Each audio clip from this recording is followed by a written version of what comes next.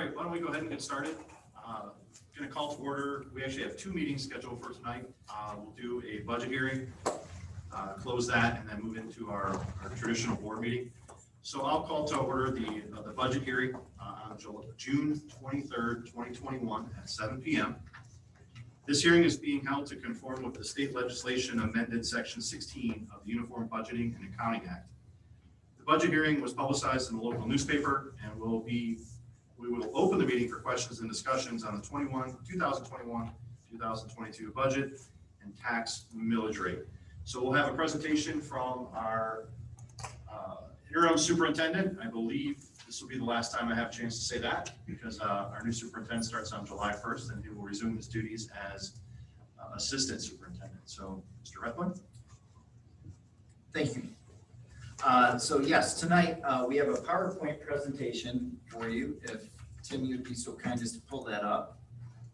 And before we actually get to the budget, we will have a few, what I would say, housekeeping items that we need to cover to be in strict compliance with all of the Headley and the truth and taxation statutes. So if you want to turn to the next page, please.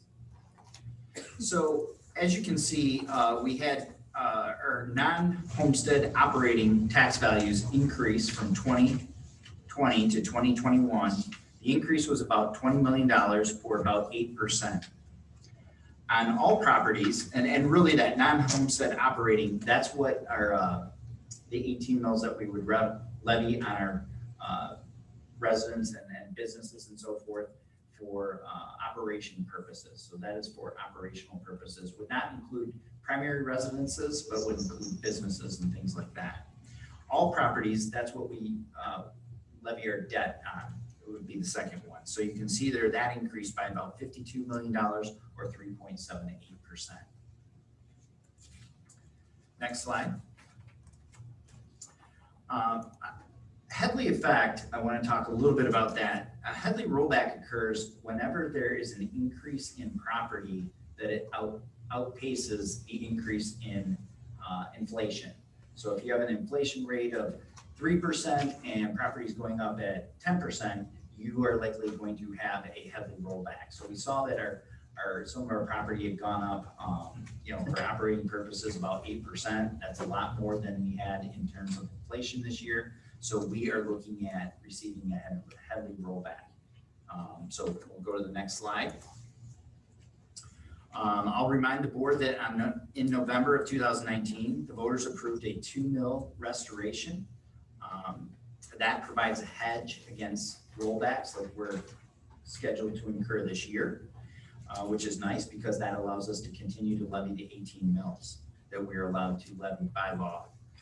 Headley millage reduction fraction, you can see there that we were going to get rolled back from, for every mill, it would go back to 0.9826. So that's a reduction. Would have resulted in a decrease of the operating mills of 0.3051. But thanks to the restoration millage that was voted in 2019, we'll be able to offset that and levy the full 18 mills.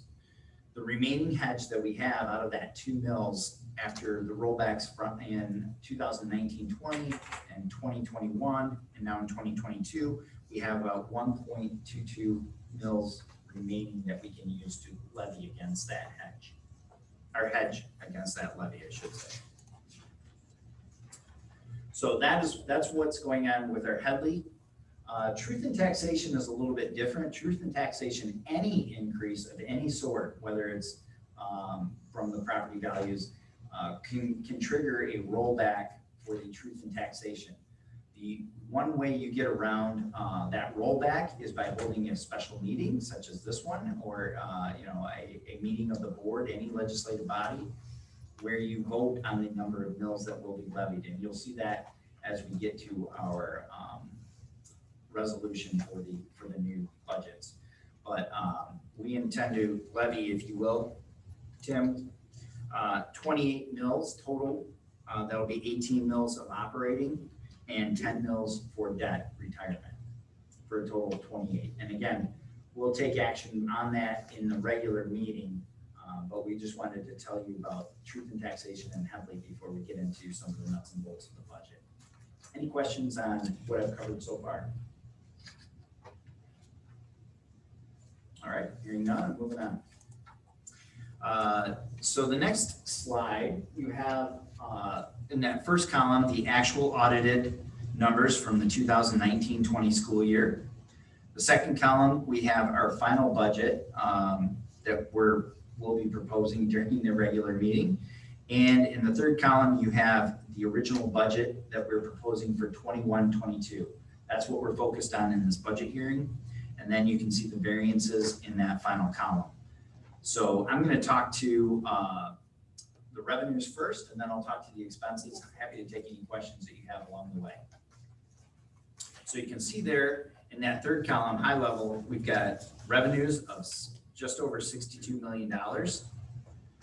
We've got expenditures of about $60 million, putting us at a surplus for the year we're projecting of about 2.1, almost $2.2 million. When we add that to our beginning fund balance, that would bring us to a total of $4.6 million, about 7.73%. But there are a lot of assumptions that we're going to go through, so just kind of keep those in mind, and I'll speak to some of the assumptions that are in there. So let's go to the next slide. The first slide there, we're going to talk about some of our revenues budget assumptions. So you can see in that $62 million, we're going to talk a little bit about all of the assumptions that went into developing that number. And there are literally hundreds of assumptions that go into these budgets. I'm going to just touch on the major assumptions that would have the most substantial impact.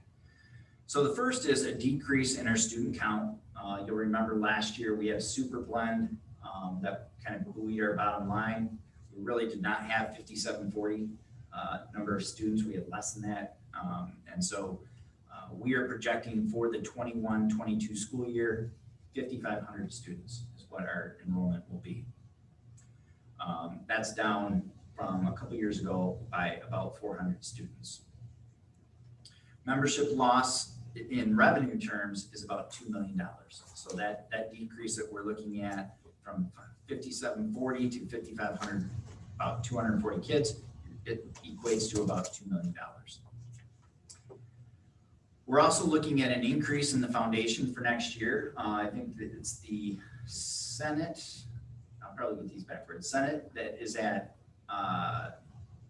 $100, the House is at $250, the governor is suggesting $164. So we kind of just split the difference at this point. We likely won't know that number until September, but we split the difference and took the 164 as being kind of in the middle.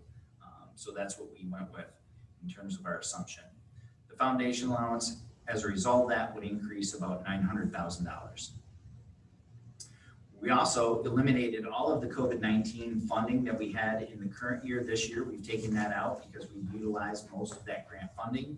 And that was a one-time, one-off funding. We won't have that in the 21-22 school year. We also eliminated about $373,000 of 11D, which was also a one-time funding for the 2020-21 school year. We won't have that in 21-22, so we took that out. You can see we also, under the other sources there on the right, the $2.7 million, we're estimating $480 per pupil for our enhancement millage that will come through. We also had our local revenue restored to pre-pandemic levels. So that is to say, obviously we didn't have much in the way of gate receipts for our sports because we didn't have sports for part of the year. A lot of our early childhood programming was down because we were trying to socially distance, and not as many people were attending SAC and preschool. So those numbers were down. We had to adjust those. Obviously, our aquatic center was closed, so we did not have any receipts from the aquatic center and very limited building rentals. So a lot of local revenue was down last year. We increased that to what we think we'll do in a normal school year. The last bullet there, I think, is probably one of the most important with respect to the revenues, and it will also affect our expenses. At this point in time, we have not included any ESSER 2 or ESSER 3 monies in the budget that I am presenting to you tonight. Obviously, throughout the year, we'll have opportunities to amend the budget, and we will do that once we have a little bit more clarity around the ESSER 2 and the ESSER 3. As you're aware, they've only obligated about 43% of the ESSER 2 money. The rest of that has not yet been obligated. ESSER 3 money, they have not obligated as well. So being that they have not obligated it, it was a little bit speculative. We have not included that in the budget that I'm presenting tonight. Any questions on revenue before I move on to expenditures? All right. As we did with the revenues, we're also eliminating the grant funding related to COVID-19 for those one-off grant expenditures. As the board's aware, we did do a teacher buyout. We've reduced the number of FTEs that we think we'll have next year based on our student count. We'll also be saving some monies with the teachers that we have to replace. So if you're a step 12 teacher and we replace you with a step 1 teacher, that's a significant savings to the district. We consolidated Sugar Bush and Aldred. We know that that will result in savings for the district, and that has been included in the budget assumptions. One of the most important I want to stress here, no negotiated increases for our groups have been included in the budget. So any negotiations that we have for the 21-22 school year with any of our labor groups is not currently included in the budget, and we would do that at the amendment time once we know what that is. So that is why some of those fund balances look so high. Those would come down obviously as we negotiate increases for our labor groups. You can see there we also had a reduction of the superintendent expenses related to the buyout. That was an assumption that came in. Some of our support wages were based on a full year of in-person. So you may remember at the very beginning of the year, we furloughed some of our folks because we're remote for the first couple of weeks of the year and we didn't need them. We brought them back as soon as we went face-to-face, but we did achieve some savings while they were furloughed. We're boosting that back up to as if they worked the whole year. Our retirement rates went up a little bit, and the result of a 0.5% increase in our retirement rate is about $172,000 in cost to the district. We increased our health insurance caps to be compliant with what we're a hard cap district, and so every year the state puts out an increase in the hard cap. Our budget is reflective of that. And then we've returned to historical expenditures. So what I mean by that is, if we, those periods of time when we were going remote throughout the year, obviously we weren't lighting up our buildings as much, we weren't running our buses. So there were different expenditures that we avoided as a result of being remote. But by now that we're coming back and hoping to be face-to-face for the entire year, we have to restore the spends on things like diesel fuel and things like that up to our historical levels, because we believe we're going to be back 5 days a week going to school. So that assumption went in. You can see there that, again, we're at about $60 million in terms of what we think our expenses are going to be given all of those assumptions. The next slide, if you will, Tim, is just kind of giving you a historical look at our fund balance over the last several years. You can see in 2019-20, our fund balance came down. We're looking for 2021 for that to rebound a little bit. And then in 21-22, again, we talked about those high fund balances. That would be great, but there are obviously none of the increases that we plan to negotiate with our groups is currently included in that. So that will bring that down. That said, I do have some encouraging news that if you look at the legend there, the blue line is the Department of Treasury fund balance number, which is important, and I'll speak to that in a minute. The red line is compared to our expenditures. What is our fund balance compared to our expenditures? So they're calculated slightly different, and that's the reason why the percentages are different. But as the board is aware, because we fell under the 5%, Treasury has indicated that they will continue to monitor us until we are out from under that 5%. The good news is, as of 2021, if everything goes as planned, we think we will get to 5%. That will not necessarily relieve us of all of the Treasury oversight, because Treasury requires that you be at a 5% or more fund balance for 2 years before they let you out of their oversight. But we'll now have one under our belt, and if everything goes right in 21-22, we'll have our second year and we'll be out from underneath of the Treasury oversight. So I'd be happy to take any questions on the budget at this time. If there are none, we can certainly proceed to our regular meeting, but this is your opportunity to ask any questions you would like about 21-22 budget, or about anything about the truth in taxation or the Headley Rollback. You mentioned getting out from under the Department of Treasury guidance. It's going to take 21-22 and 22-23 to do that, correct? Yeah, you have to have a fund balance of over 5% for 2 consecutive years in order to get out of the Treasury oversight. Any other board members, any questions? Any questions from the audience? Do you have Mr. Middlestat with us today? Yep. Yeah, he's on there. Okay. Mr. Middlestat, if you have any questions, sir?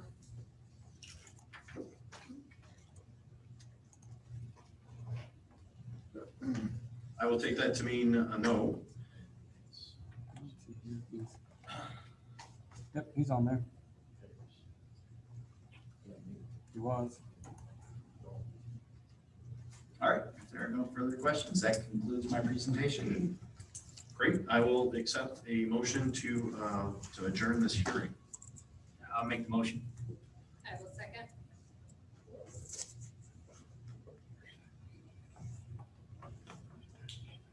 Mr. Middlestat, are you able to call the roll for that?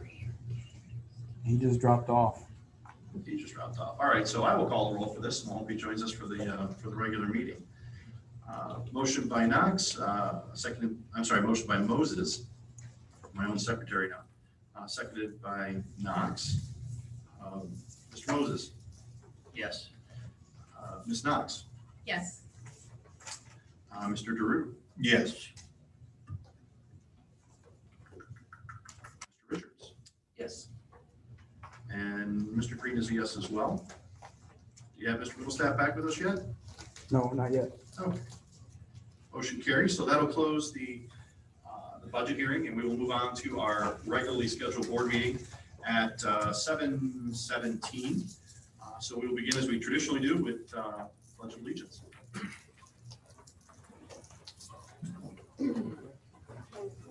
Pledge allegiance To the flag of the United States of America, and to the republic for which it stands, one nation, under God, indivisible, with liberty and justice for all.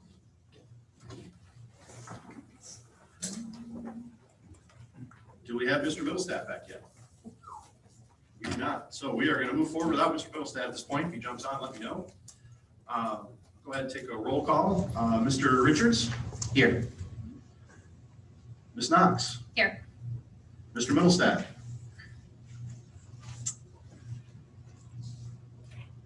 Mr. DeRue? Here. Mr. Moses?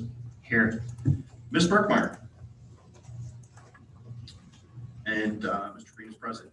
Ms. Burkmeyer sends her regards. She had some procedures done this week and is unable to join us, but she wanted to send her regards and let you know that she may be listening. So, but she's obviously not participating. She's apparently in a little bit of pain. So we'll allow her to get away with that at this point.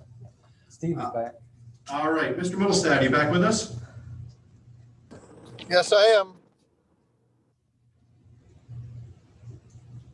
I'll give him another minute in case he's getting his audio hooked up. Yes, I am. All right, sir. Well, I took the roll for you, so you're obviously now present. We are just going to move on, sir, to the open forum. I have a motion to amend the agenda for tonight. All right. And what would you like to amend, ma'am? I would like to amend the COVID-19 preparedness and response plan. All right, COVID-19 response and preparedness plan. All right, running down a chicken scribble here. And I think we'll probably add that under item 3, H. Needs to be voted on. Yes, sir. It would slide into item H there. And Mr. Middlestat, if you could, do I have a second for that? I'll second it. All right, motion by Knox, supported by Moses. Any discussion before we move on this motion? What's the motion being made for? There was a change to the MDHHS order yesterday on June 22nd, that masks are no longer required in the classroom, but are recommended. And we wanted to, let me pull up my language here. Here we go. Wanted to amend it with the following or similar language, that unvaccinated students and staff should consider wearing a mask when they are unable to remain socially distanced. However, the decision to wear a mask will be that of the staff or the student in consultation with the student's parent. Unvaccinated students and staff should consider wearing a mask when they are unable to remain socially distanced. The decision to wear the mask will be an individual choice and will not be mandated. Would like to amend that today. So for the start of summer school, because our response plan ends on the 30th, summer school will start before then. Don't you think we should have more time to discuss this and bring it up at a meeting without any discussion prior? I guess I would ask the same thing is, when you say we, who's we? And, or did you talk with the administration prior or on any of what on what they think and what we should be doing and what maybe other schools are doing? Did you have a, Did you? did you send us an email? I Yeah, got an email. So I did. I sent out an email today kind of addressing what our legal has told us, what the MDHHS order is, what the MIOSHA order is. And, obviously, Jill's right, that our emergency preparedness plan, our COVID-19 preparedness plan, response and preparedness plan states that all students and all teachers will remain masked through June 30th. Our summer school starts next Monday, the 28th. And so they would still be subject to that particular vote by the board under the oath to institute that plan through June 30. So the concern I think that Jill's trying to raise, and I brought up in my email to the board, was that those first 3 days, they would still be subject to the mask mandate under the emergency preparedness plan or the COVID-19 response plan. And if the board wanted to amend that to be consistent with MDHHS, they could take that up at this evening's board meeting. Well, my point is, it's just brought up just before a board meeting, and there's a lot of detail and discussion involved in this, that you're gonna make me make a decision without having enough time to investigate and look into it. Where we have a plan already in place, that's not a bad plan, but it could be revised. I'm not disagreeing that there could be changes, but to bring it up at a board meeting without any prior information or knowledge of what the pros and cons for different grade levels, I just disagree. But Well, we did provide an email today with the legal opinion, and then beyond that, I guess what I would also say is that, this just changed yesterday, so I want to be clear that. well, Mr. Rathburn, when you just send Mr. Rathburn, when you just send emails out and assume that suddenly we're all going to have it and have the discussion, I have a real problem with that. Just to say that I sent you an email today to discuss this is not. I just have a real problem. I said that the board could take this up, Mr. Middlestat, at the board meeting if they would like to. That's what I said. I would just agree with I don't, maybe it's the right move and we can discuss it and obviously where we go. But I mean, to say we got it today, I mean, we all have full-time jobs and, I know I apologize. I did not see it today. But I came right here. So I just, when you say, if this was language worked on with you, fine. I mean, I'm good with, that's what I want to see is what my administration feels and what they recommend, I would rather see that being brought to us by you, Sure. or not in a phone call to a board member to bring Yeah. up. But so if that's what you think, and that's the way to go, but I just think when you say it'll be determined between the student, the teacher, and that's That No, was just pretty suggested broad. language Let me from, yeah. Yeah, let me try and be clear. Yeah. We did have a phone call today with all of the Macomb County superintendents. And we talked with the Macomb County Health Department, and what the Macomb County Health Department is putting in their toolkit for the school districts is similar to the language that Jill provided. And that is essentially that they are saying that all unvaccinated students and staff should consider wearing a mask if they are unable to socially distance. However, they are not going to mandate a mask that students wear or staff wear a mask at this time. It will be an individual decision for the staff member or the student and their parent that would have that conversation about whether they want the student to mask. And how are we checking vaccination? We aren't. Okay. So I have a motion on the floor. Maybe we could continue this discussion if and when there's a more appropriate amount of support. I believe item H, the COVID-19 response and preparedness. Ms. Knox made a motion. Mr. Moses seconded that to add it to the agenda. Mr. Middlestack, can you call the roll to add that as item H, please? All right, Ms. Knox, yes. Mr. Moses, Yes. Mr. Green, Yes. Mr. Richards, Yes. Mr. DeRue, Yes. Mr. Middlestat, no. All right, motion carries. Now I will move on to my open forum. At this point, the public is invited to comment to the Board of Education on our agenda. Those who wish to participate in the open forum need to fill out a brief request stating their name, address, and subject of their comments. Comments about specific employees should be directed to them personally and should not be included in your public forum at this time. So I have a couple of in-house folks we'll hit first, and then I'll go over to you, Mr. Sizemore. I have Tom Braun first. I think there's a microphone there on the table. If it works, we can, everybody will be able to hear you out in virtual land.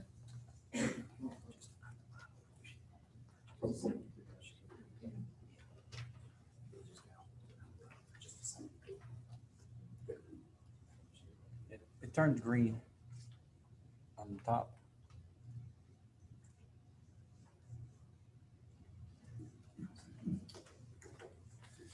Thank you. My name is Tom Braun. I'm here today because on the agenda it says hiring, and wanted to talk about hiring the new band director to take over from Mr. Orenchek. I believe the board or the administration is going to be presenting Dan Fenton. He's a product of the Michigan Public School System, graduated from Sterling Heights Middle School, gained a bachelor's degree in music education at Eastern Michigan University. During his time at Eastern Michigan,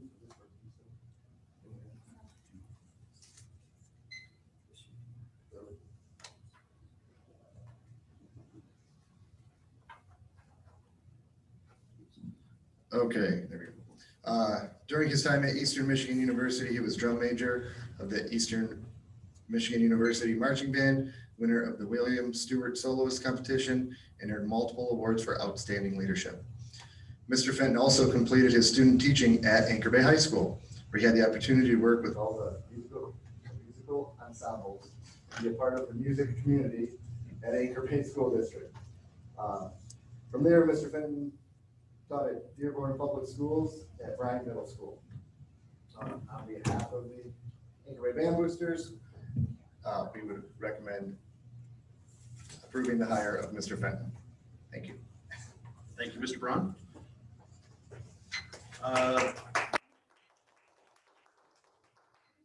Stephanie Richards.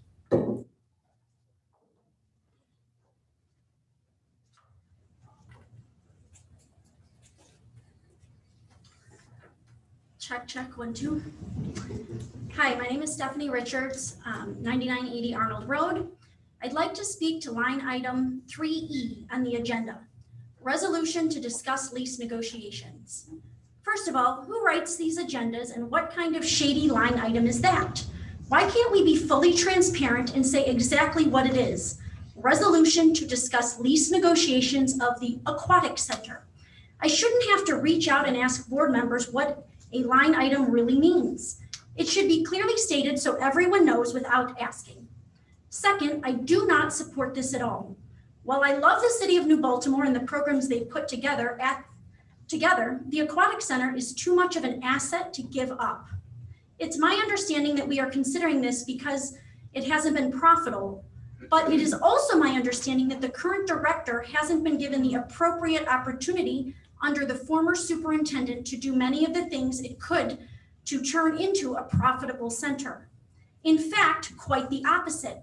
Last year, our administration spent over 3 months trying to railroad her into forced resignation and/or termination without any substantial evidence. So much that the current president of this board publicly apologized to her for such an absurdity. It seems like this is just a backdoor way to get her out by people who still have an unwarranted grudge against her, if you ask me. And if that isn't the case, then have you asked for her input on this? She is a valued employee who has never received one negative evaluation. She's a parent, a community member, and an Anchor Bay alumni.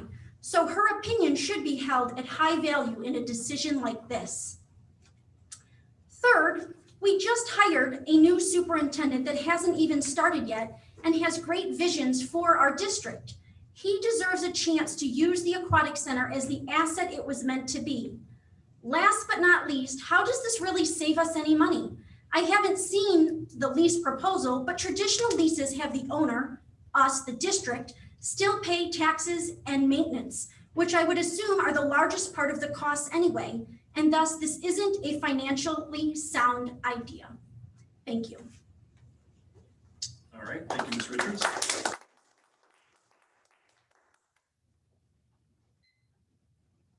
Tim, do you have anybody with their hand up? I do not know. All right, seeing nobody in virtual land, we will move on down the agenda to our bills payable. Included in your board packet this month is the bills payable for the month of May 2021. I will entertain a motion to accept bills payable as presented. I'll make the motion. Motion by Mr. Moses. Second. I was wondering if I was going to pay some bills this month. Do we have any questions of Ms. Randazzo while she's at the desk? I do have a couple. I did email some, thank you for the responses. I guess it was not necessarily to just Ms. Randazzo, but do the education staff payments end since school is out? And I believe that's a temp agency we use, the edu staff?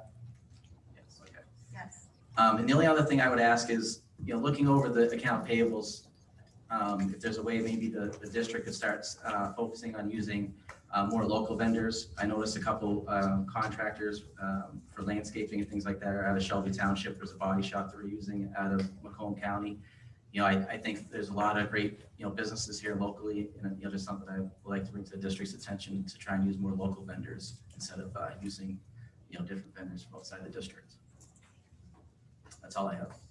All right, Mr. Richards, anybody else? Mr. Middlestat, any questions? Sorry, I keep throwing it to you. Ms. Burkhardt is not with us today.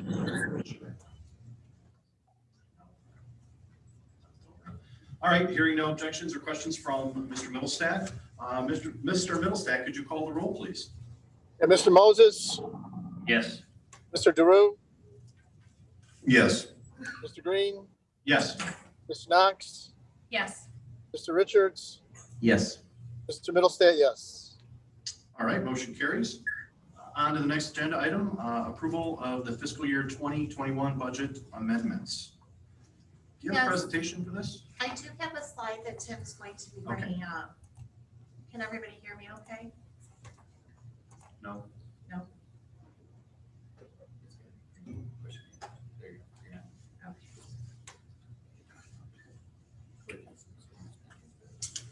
Okay, so Tim does have the summary up for the final budget presentation that we'll be presenting this evening.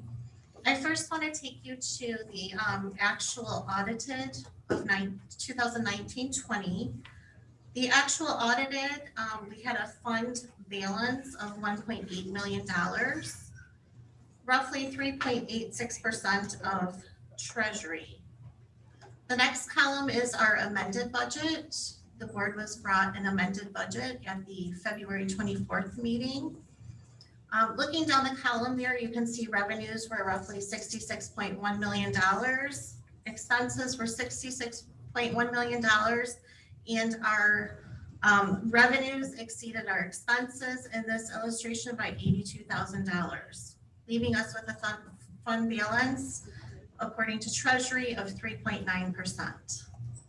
The last column I want to draw your attention to is our final budget proposal. Looking at the revenues, we're proposing our revenues to end roughly at $65.3 million. And I'll just go through some of those variances at this time. Under local, you can see that there was a decrease of $97,752. This was in relation to adjustments in our taxable values, the use of district-wide facilities and building rentals, and the reduction in preschool participation. Under state sources, we had an increase in our local taxable value. Anytime the local taxable values decrease, the state per pupil increases. There was also adjustments in our pupil counts, including Section 25 students, and all state allocations were adjusted based on the calculation for membership. Looking at our federal sources, you can see that those decreased roughly by $1.1 million. That was in relation to a deferred revenue for our COVID grant funds that we're deferring until next year. Other sources were district sale.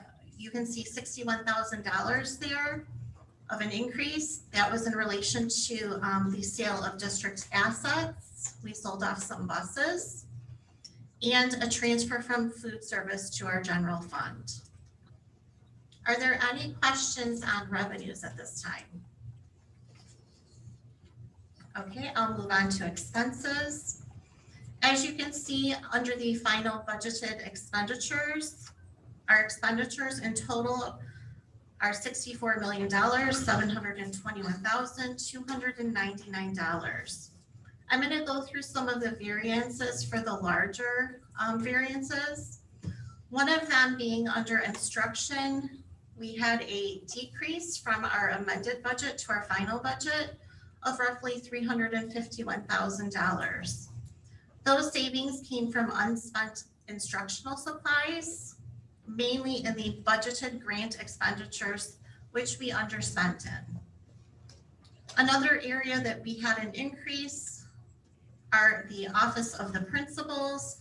This increase was mainly associated with the principal who had retired after 50 years of service, in addition to some year-end paid leave conversion requests and increase in supporting staff under the principals, including office managers and data paras.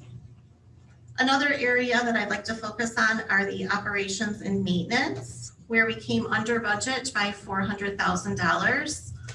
This savings is relevant in relation to administrative staff savings and district-wide savings in our utility expenses.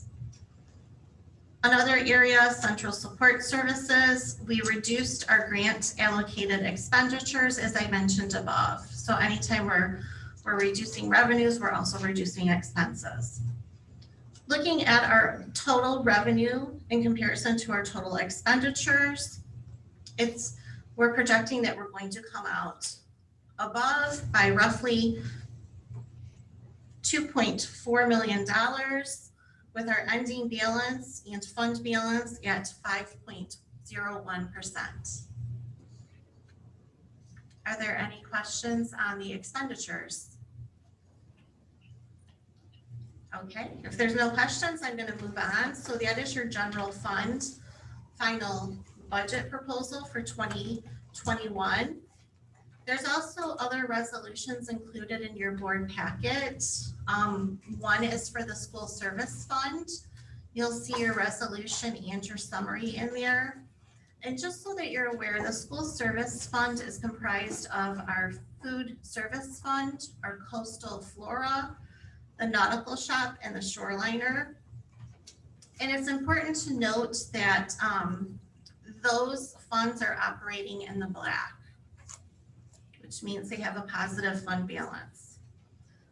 Another resolution and summary is our debt service fund. We also have our capital projects funds that were included in your packet and your student activity funds. So at this time, I'd like to ask the board to consider a motion to approve the fiscal year 2021 budget amendments as presented with the supporting summaries.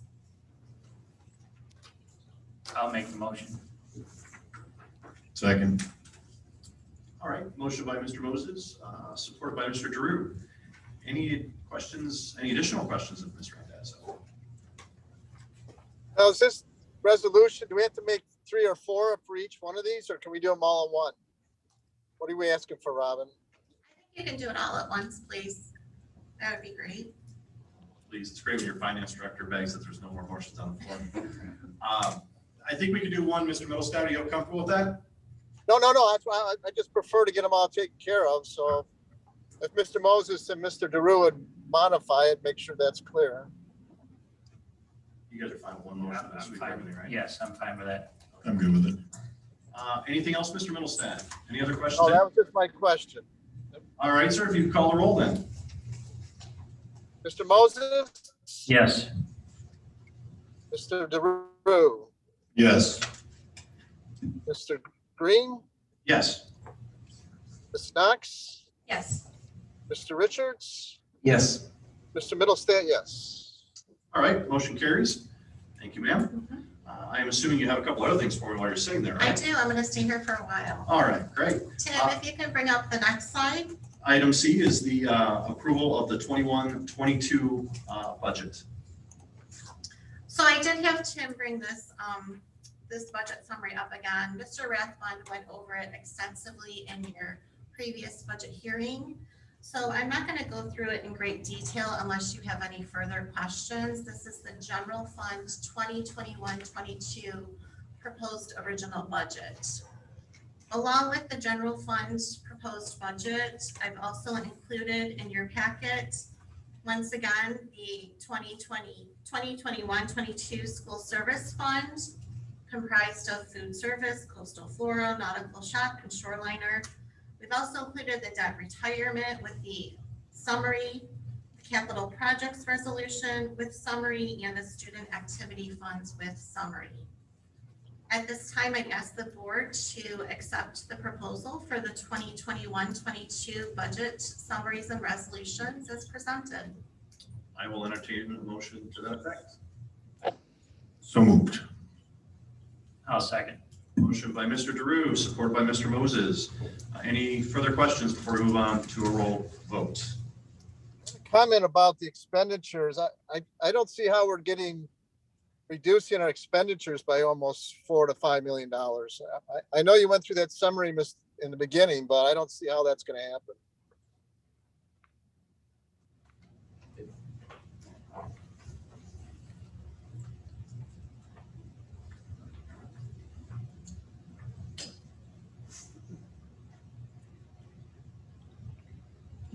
So, Mr. Middlestat, to try and speak to your question, we're looking at a reduction of expenses for 21-22 relative to the 2021 school year of, like you said, about $4 million. A significant amount of that is we had, roughly $2 to $2.5 million worth of COVID grants that we've taken out of the 22 budget. We also are looking at a reduction as a result of our consolidation which is, we're thinking in the neighborhood of $700,000. We also have, as a result of our teacher buyout, we're looking at saving about 1.3 million. So just kind of adding those three items together, that's about the $4 or $5 million that you're talking about. So when you explain to people, when you say I'm taking the $2 million COVID money out, how does that, Yeah, so budget? last year we received about $2.5 million worth of COVID grants to help offset the cost of dealing with COVID. Those were one-time grants that we had last year. We spent those grants out in their totality. So we will not receive that same funding in the 21-22 school year. So therefore we have removed them from the 21-22 school year budget. But it was a dollar for dollar. We spent a dollar. It's a dollar for dollar, absolutely. That's really the case on all grants that we have. The only time we get a dollar worth of revenue is if we send a dollar worth of expense. So it's, yes, as you said, dollar for dollar. okay, Any additional questions? Nope. Hearing none, Mr. Middlestack, could you call the roll, please? Mr. Drew, Yes. Mr. Moses, Yes. Mr. Green, Yes. Ms. Knox, Yes. Mr. Richards, Yes. Mr. Middlestat, no. All right, motion carries. Moving on to agenda item D, resolutions. Is this you again, Robin? Yes, it is.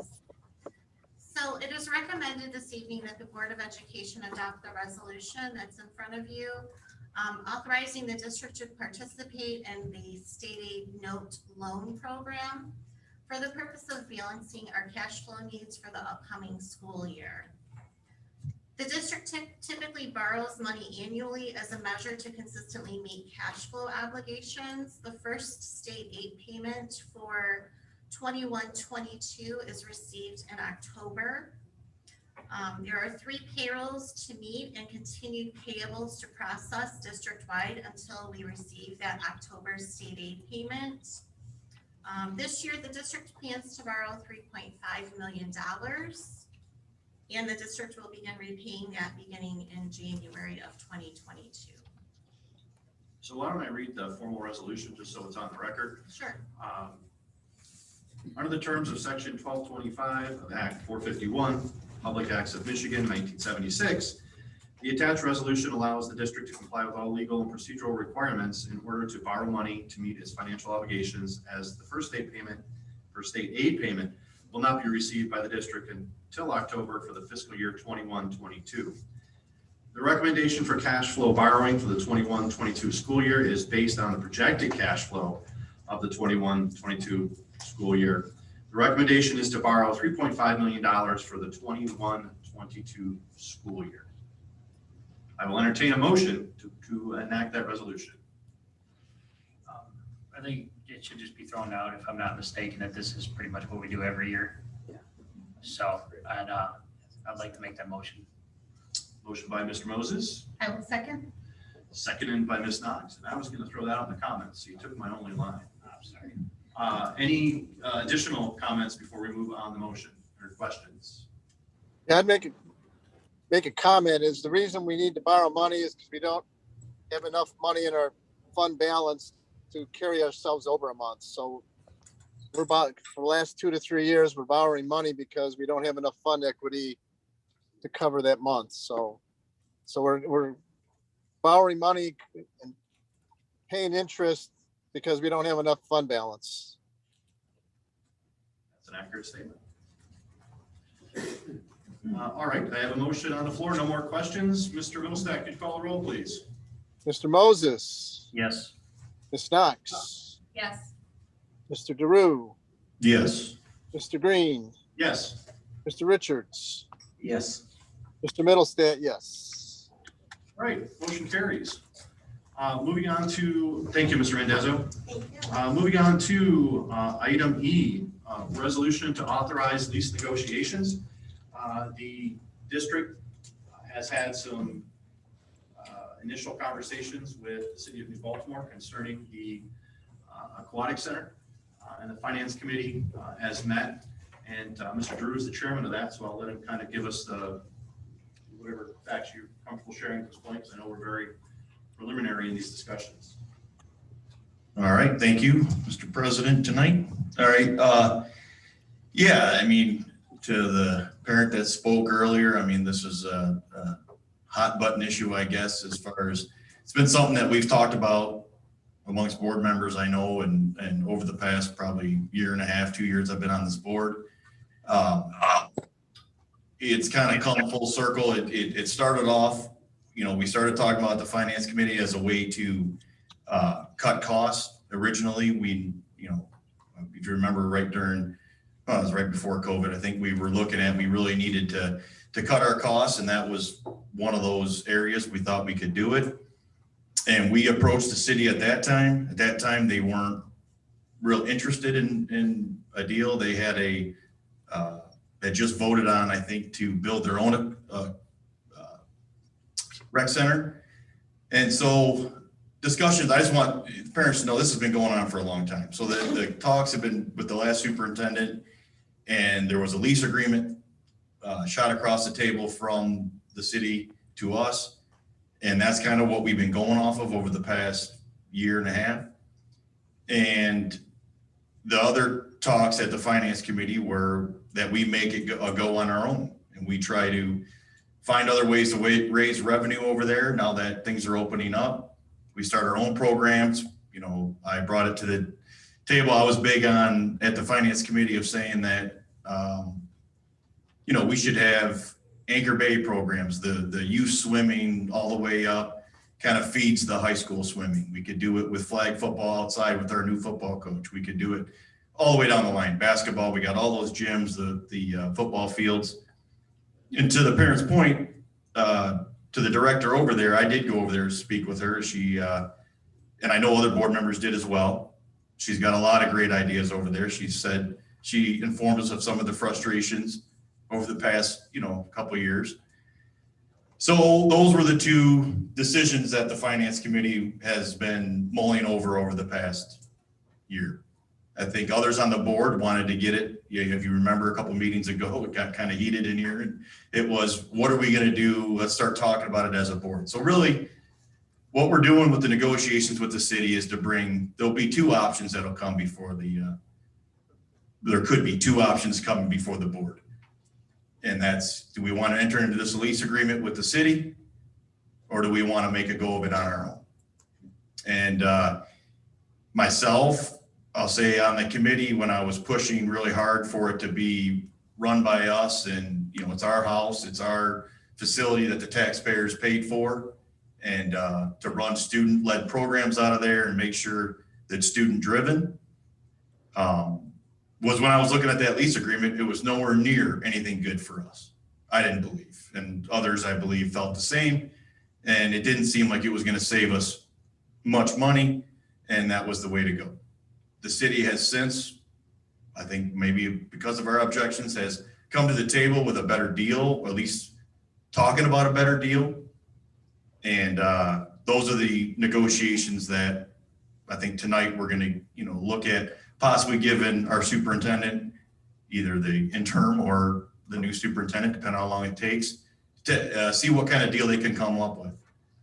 But no deal, you know, when I make this motion, will be, you know, done without coming back to the board, put on an agenda, written on the agenda what it is. I agree, these agendas can be better. We can always get better across the board, but on the agenda, what we're voting on, what, you know, we're going to do, so the parents can speak to us beforehand. And I fully intend to go into the director again, and let's put together what, and I've already talked with her a couple of times about what can we do, you know, what kind of programs can we start to bring in the revenue to make this worthwhile if we keep the building and we don't lease it to the city. But if they make it advantageous to us on the cost end and make it really cost neutral to us, and the programs are still being run out of there that affect our students, we're really doing both sides. We're being fiscally responsible with your money as a school board, and we're also making sure that there's student-driven programs ran out of there, because basically all of New Baltimore is all of Anchor Bay kids. So that's really what's going on right now, but I just want to be clear that we have talked to that, at least I know myself and I know other board members have been there. I'll let them speak to themselves when we discuss this. But that's kind of where we're at. And so as far as I would make a motion at this time that we authorize the superintendent or his designee to enter into negotiations with the city of New Baltimore to come up with a proposed lease agreement for the aquatic center. And then I would add to what we have on here that the final lease agreement shall be approved by a board vote at a future board meeting. I would second that motion as written. And again, I was part of the finance committee discussions with Mr. Drew. Now, even though he's reiterated it twice already, I'll go a third time. We're not signing a lease. That's not what's happening tonight. We're just looking at opportunities a little more in depth than just glossing over some possibilities of what may happen. So with that, we have a second additional discussion. My comment is there is still a third option is you could outright sell it and operate like we do the soccerplex, come up with agreements to utilize facilities. So there really is another option if you wanted to take that. Secondly, when we say negotiations, we need to be able to, as a board, discuss in a public meeting what we're trying to negotiate. We've got different avenues on what we want, but we need to set a list of parameters to our superintendent. If we approve this motion, is what is this board want to negotiate? I don't want to come back and have a lease agreement presented in front of me 2 months from now with what certain people think should be on that. We should, as a board, decide some details or parameters to negotiate. I'm just not telling the superintendent, go talk to the city about operating a pool. We should have some specific agreements amongst ourselves on what our expectations are. Before we approve it. Before we approve the superintendent, we should be telling them what we want. And we haven't done that as a board. Yes, I would agree with that, Mr. Middlestad. I would say that the where we're at is we've talked about it at length at the finance committee. Correct. And with our, yourself, myself, and Mr. Green, and we had a meeting. That's what I forgot to. We had a meeting with Mayor Dupre, a council member, and their city administrative assistant, and had a good meeting, great meeting. Talked about a lot of the areas of concern that myself had and the other two board members had on our side, what we'd like to see different. We've talked with Todd about what we'd like to see. So I think we've given parameters without doing it. I guess we did it. It's publicly, those are public meetings, but I mean, we could talk about it tonight, but I think we have done that with what we want to see coming out of that lease agreement, as far as for the district for it to make sense for us. As far as your talk of the selling, I mean, that's obviously if board members are have an appetite for that. Myself, I don't want to sell it. I don't think that's what we should do. When we had we ran a recreational millage to build that thing, and that's our jewel, and we can do things with it. Obviously, there's somebody that there's entities that want to come lease it, and with what they're talking about already, for a really good deal for us. So I would assume before the superintendent becomes negotiations, we would have in a board meeting, discuss what the parameters are as a board. I'm fine with talking about this thing. I mean, I'd love to see all of our options on the table. I don't want to be rushed into anything, and I want the community to be fully behind whatever we do. So they come in. So it is, like I said, and like the parent said, coming up here, spelled out exactly on the agenda what we're going to be talking about. Maybe we have a working meeting. We can talk with President Berkmeyer about having a working meeting where we bring all options to the table and we talk about it. And we bring in the current director. I mean, I can say the ideas she sent, I believe she sent it to all the board members. The idea she has for that place is phenomenal.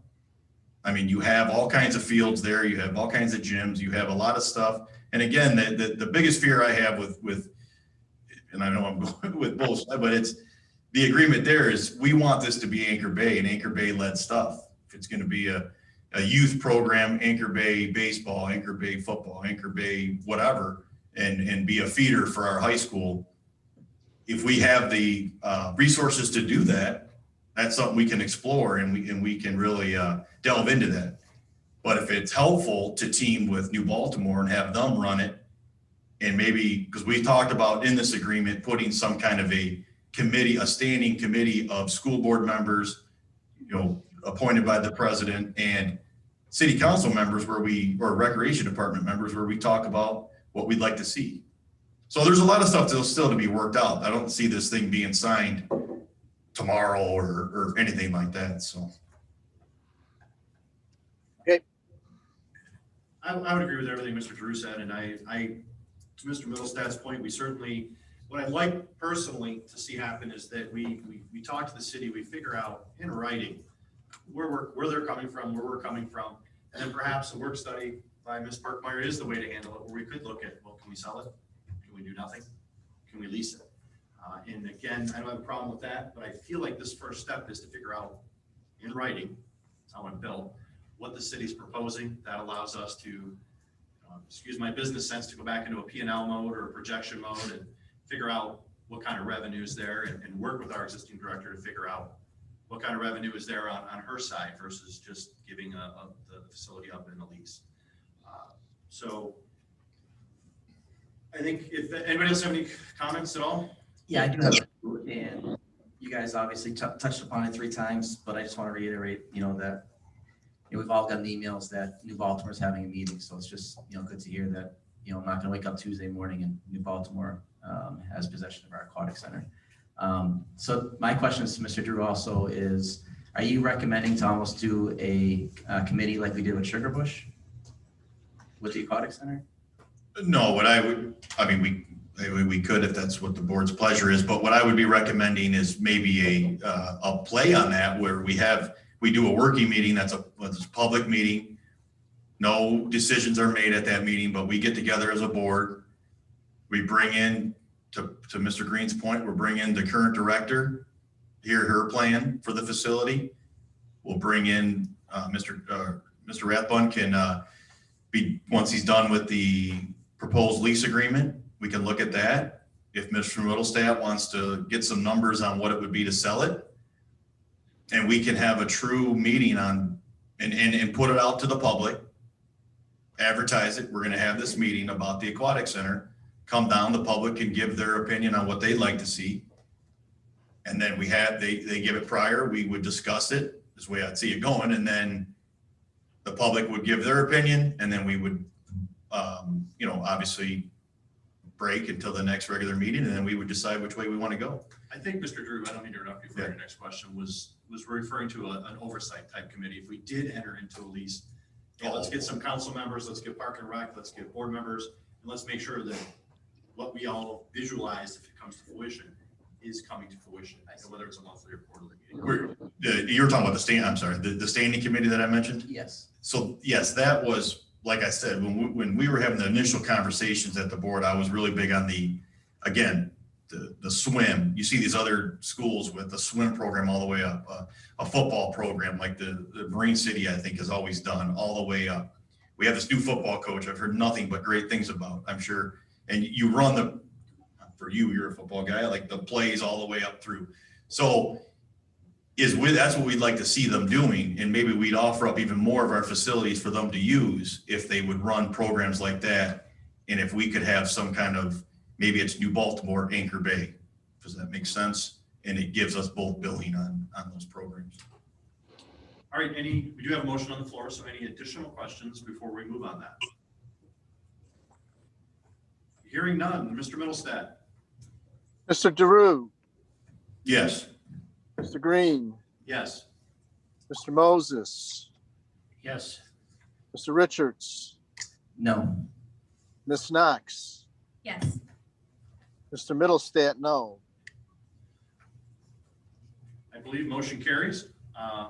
We'll move on to the next agenda item, which is item F, personnel. And that should bring about Ms. Gonzalez to the desk, and I'm sure she has some exciting new hire news for us.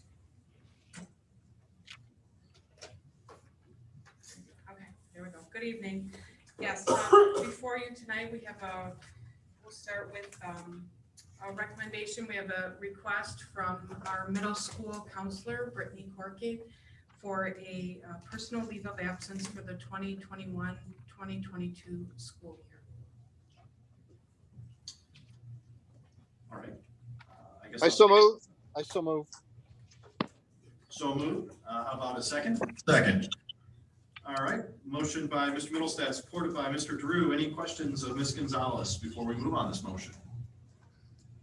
Hearing none. Mr. Middlestat, you're up. Mr. Middlestate, yes. Mr. Drew, Yes. Mr. Moses, Yes. Mr. Green, Yes. Ms. Knox, Yes. Mr. Richards. Yes. Motion carries. Back to you, ma'am. Thank you. We have a request from one of our elementary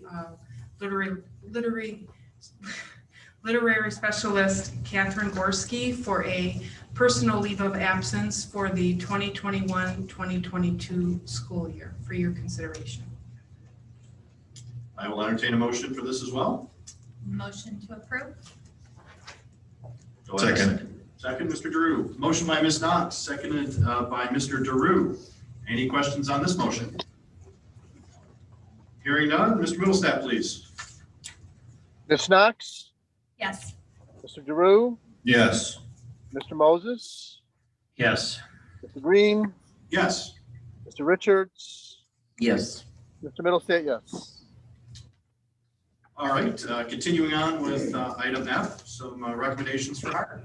Yes, before you, it is my pleasure to recommend for hire 3 additional staff members for the 2021-2022 school year. First would be Mr. Daniel Fenton to take the position of middle school band teacher. We heard Mr. Braun speak earlier would share with you his accomplishments. He is quite a talented musician, quite accomplished in that, and was a standout in the interview process. Highly recommended by Mr. Bisnaugh and Mr. Aranja. We also have Marissa Wilson for ECSE. Due to a retirement, we need a replacement teacher. She is a graduate of Central Michigan University. That's one of the best early childhood programs in the state, highly revered program there. And she came with recommendations from the MISD to her work with young children. And then we have Parker Pagano for a social worker position. Again, that is replacement due to retirement. And Parker was an intern with us this past school year, was an exceptional candidate, stepped in wherever needed with our students in probably the most difficult year any of us are going to experience. She is also continuing on with us to help with our summer school program with mental health needs for the students. So I move. Before I solicit a motion on these, is there anyone who is uncomfortable with approving all 3 at one time? Hearing none, I will solicit a motion to approve the hires as presented. I'll move. I'll second. Motion by Mr. Middlestat, supported by Mr. Moses. Please call the roll, unless someone has a question. Please call the roll, sir. Mr. Middlestate, yes. Mr. Moses, Yes. Mr. Green, Yes. Ms. Knox, Yes. Mr. Richards, Yes. Mr. Drew. Yes. So my only comment would be is that I'm happy to see that we're filling these positions early enough to get good people, but also be able to get the program started quickly. So it's a very good thing we're doing here. Yes, I appreciate both of your efforts in accelerating, trying to make sure we don't wait for long or scurrying. So I appreciate that as well, Mr. Middlestat. I do have a couple of questions around hiring also, if I may. Sure, go ahead. At the June 9th curriculum meeting, Frank Cusimano stated a psychologist position was posted. As of today, that is still not a posted position. Is this a position we plan on hiring for? That we are considering that position. We are looking at all of our vacancies and based on student enrollment and student need, the replacements for those positions. All right. And lastly, I also noticed as of today, there's still no postings in regards to special education teachers. Are we also planning on posting those positions as well soon? Again, those are, as we're in the process of looking at student enrollment and class sizes, should there be a need for a special education teacher, we certainly would. Special education, as we know, is, have their own set of rules and mandates, and there is set number of students each teacher can have on their caseload. So that's driven by that. Yeah. Thank you. I guess I would speak up and say I disagree with that philosophy. If you're going to try to get good people in your system, we don't need a psychiatrist, or we don't need a special ed teacher. Is that what you're saying? So we did lose a psychologist in last year in the spring of 2020 to another district, but then COVID hit and we went into shutdown. So we didn't replace it last school year. This school year again, due to the budget constraints, Mr. Kusmano, who is a school psychologist, that's what he started as, he assumed those duties for this school year due to the budget restrictions we were under to help the district out. And it is under consideration to post and replace that psychologist. I guess I totally disagree with that philosophy. If you're going to expect our supervisor or our manager of special ed to double duty, I thought when I saw that budget for next year that we've got sufficient budget to provide services to special ed children in our district. I don't see how you're wait and see when you need the psychiatrist. I don't agree. That statement you made is just very nebulous. Well, I'll try and speak to this. We're trying to sort through all of it, and we expect to have a number of postings go up in the coming days. So we expect that we will probably hire that position, and I would expect that posting to go up in the next week at the most. So, this is a process that we are trying to get engaged with early on. I think everybody's talked about it, that we are trying to make our hires earlier in the year rather than waiting till August. That hasn't always been the case. So this is something that we're working on. And this is when we talk about process, this is one of the processes that we need to keep refining and working towards so that we can have all of our hiring done in June. That's what we're going to work for. We're not quite there yet, but we don't intend to wait until August to make these hires. We intend to try and sort through everything in the next week to 2 weeks at the most, and then get those postings out and get the hires done. So I'll make this public statement that I'm a bit offended that I didn't get that statement when both Mr. Richards and myself asked the question. Why wasn't the answer, yes, we're going to be posting those soon. We'll have those posted by the end of the month. Why wasn't that the answer? Because that's what you're telling me, Todd, is what your answer is. And that wasn't the answer given to both Mr. Richards and myself. Well, I think what Laura did not give you a time frame. I agree with that. But I think what she was trying to explain is we are working through the process right now. I understand that, but we're going to hire a psychiatrist, correct? I'm not expecting my manager or supervisor to double duty another year. He's got enough things to do, making sure that IEPs are done properly and all the other stuff. I would agree. So why don't you just say I need a psychiatrist and post it? Why isn't that the answer? Like I said, we are working through the process, and I believe. I understand, Todd. It's just not a straight answer. That's just my opinion. I'm done with that. All right. Well, I'm trying to give you a straight answer that we're working through the process. Working through the process. We expect it to be posted in the next week to 2 weeks at the most. So when Mr. Richards and myself look in 2 weeks, we'll see those jobs posted. Yes or no? Yes. Yes. Thank you. Any additional questions while we're on this topic? I just have one more, just as a learning process. Is there a certain time frame that we try to? I heard you mention June, so is May the target date that we're going to start posting positions? Is that the hot time for new hires? Yeah, I think. Yeah, I think ideally, we want to start the process of going through, looking at our schedules in May so that we can start trying to make hires in May and June. I think it's very, I want to be very clear that, that hasn't always been the practice here at Anchor Bay. So we are changing the process, we are changing the practice to try and accelerate that hiring process and do it earlier in the year. So that is something that we'll continue to work at. We're not to that point yet, but we are going to improve in that regard. And hopefully by next year and into the future, we'll be hiring at the beginning of the cycle and not have any hires occurring at the end of the cycle.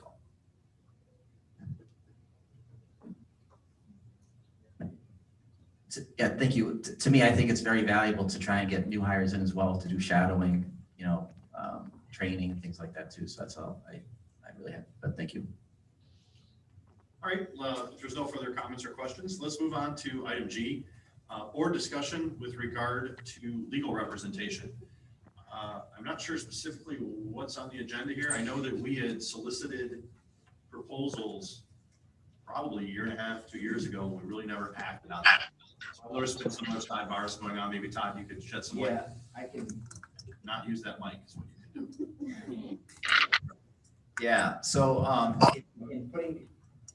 in putting together the agenda, Lisa had asked me to put that onto the agenda for the reason that typically we have our organizational meeting in August. Pat, you're right that back in, I think it was December of 2019, there was a request for RFPs. We're about 18 months out from that or more, so those RFPs are probably stale at this point. But what I think Lisa wanted to accomplish was discussion by the board to inform administration if there were any inputs, any information, anything that the board wanted us to do in advance of the August organizational meeting so that we could get those things done in anticipation of naming our attorneys at that meeting. So I guess I'll take on, Mr. Rapp, on the first piece of that is I would love to see those RFPs updated, especially if we've got, 6 weeks-ish to get it done. We're not under the gun. And then perhaps we could, we could circle back.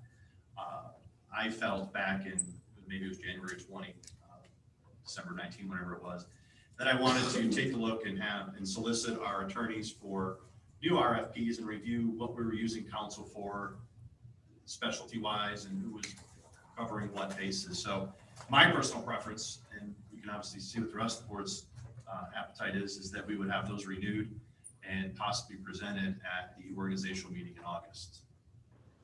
Does anybody else have any?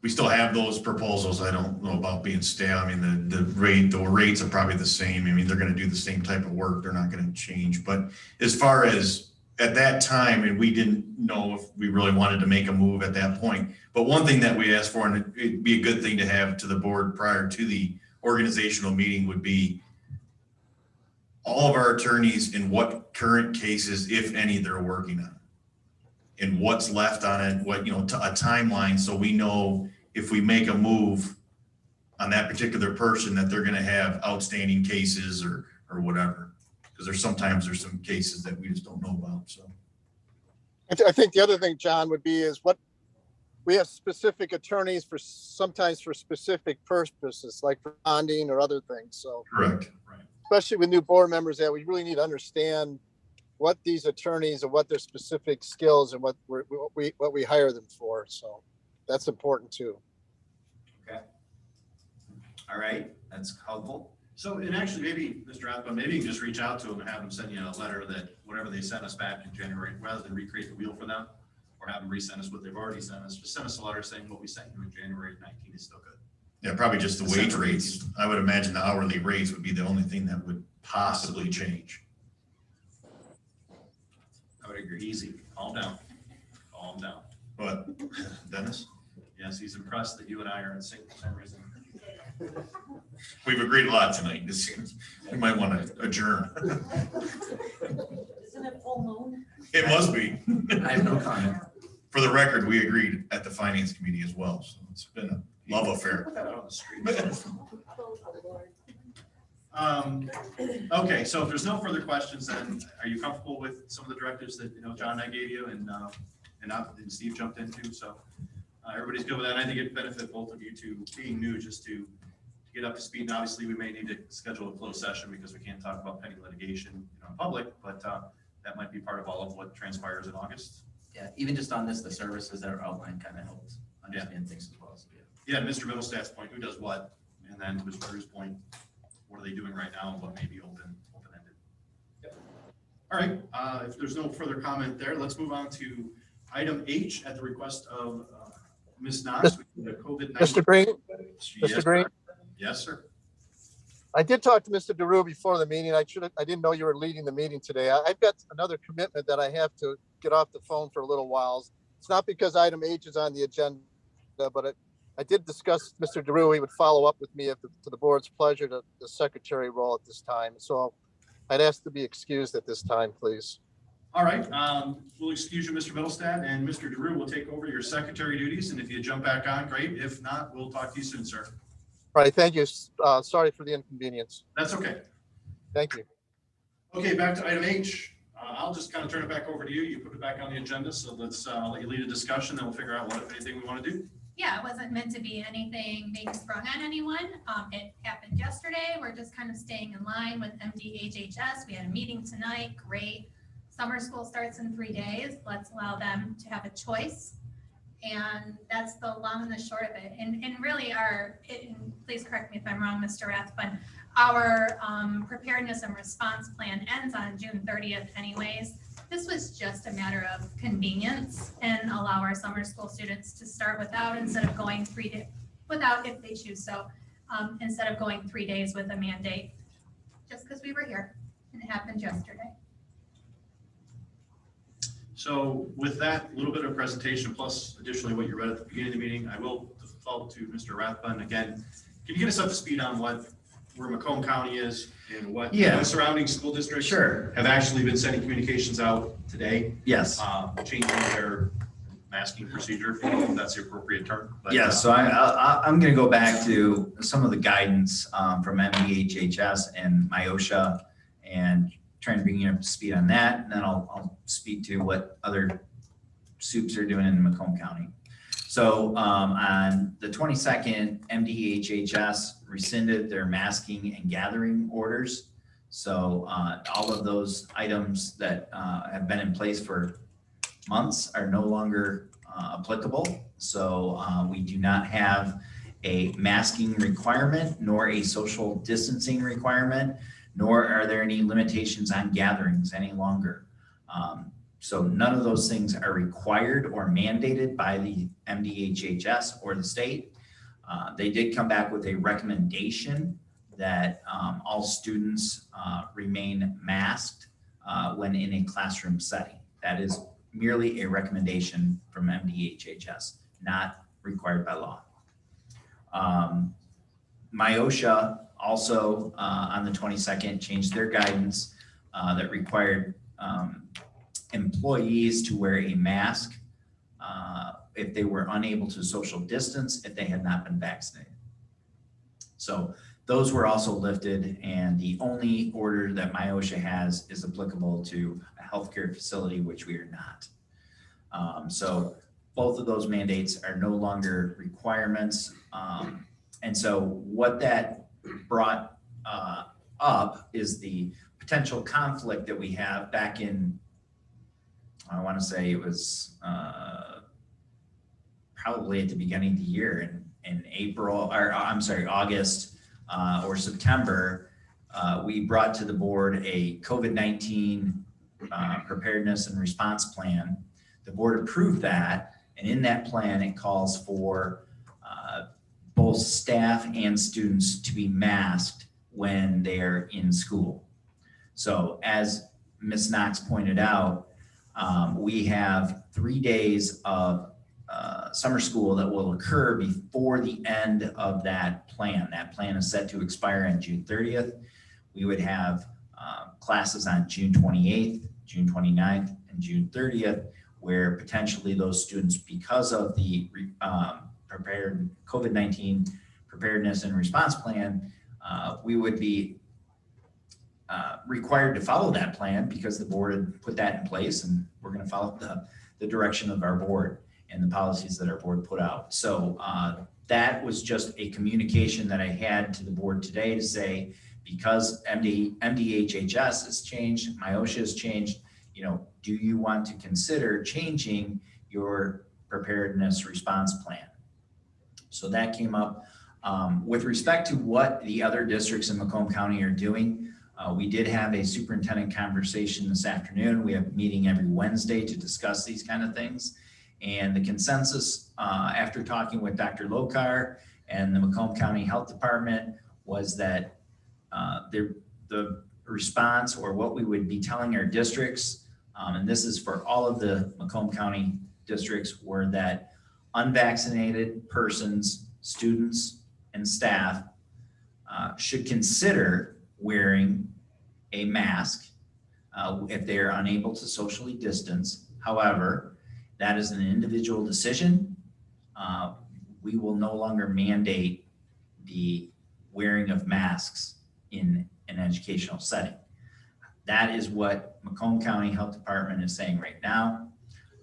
They are not mandating anything. They're not recommending. They're simply saying that people who are unvaccinated should consider wearing a mask. We would ask our students and parents to make that personal decision. We'd ask our staff members to make that personal decision, and we would not necessarily mandate such. But unfortunately, again, that is in conflict with the current status of our COVID preparedness and response plan. So I just wanted to bring that to the board for discussion this evening, because we do have a board meeting. This all just went down yesterday. So, and we do have summer school starting Monday. So we figured it was a good time to at least raise this and have some discussion at the board. So I'm going to guess the quick way to get to this is that you would make a motion that we would terminate the response preparedness plan effective immediately. And does that put us in any other jeopardy of anything else that was in that plan? Is there any, I know we're only talking about 5 days or whatever it is, but 7. Is there anything else, if we did that, if we just terminated the plan effective immediately, is there any other exposure in there that you would be worried about? I might recommend, I don't think you would run afoul of that by moving it back if you're talking about, just a couple days effective today. I mean, we're on the 21st today, so. It's 23rd. 23rd, sorry, 23rd. So it's just 7 days. I don't see an issue if that's what the board wanted to do. So do you want to make that motion, Matt? I will make the motion to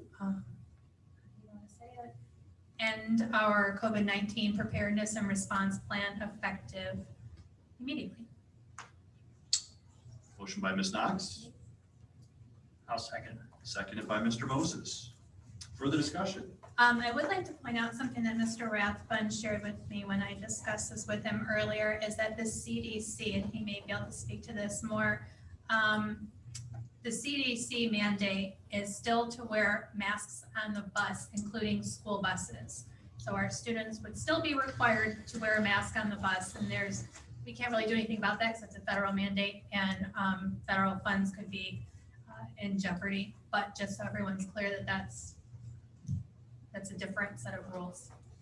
Yes, Ms. Knox is correct. This is unfortunately a point that may have incongruent consequences, where we're asking somebody to wear a mask on the bus and also, but not necessarily in a classroom. There was some discussion on that today as well at the superintendent's meeting.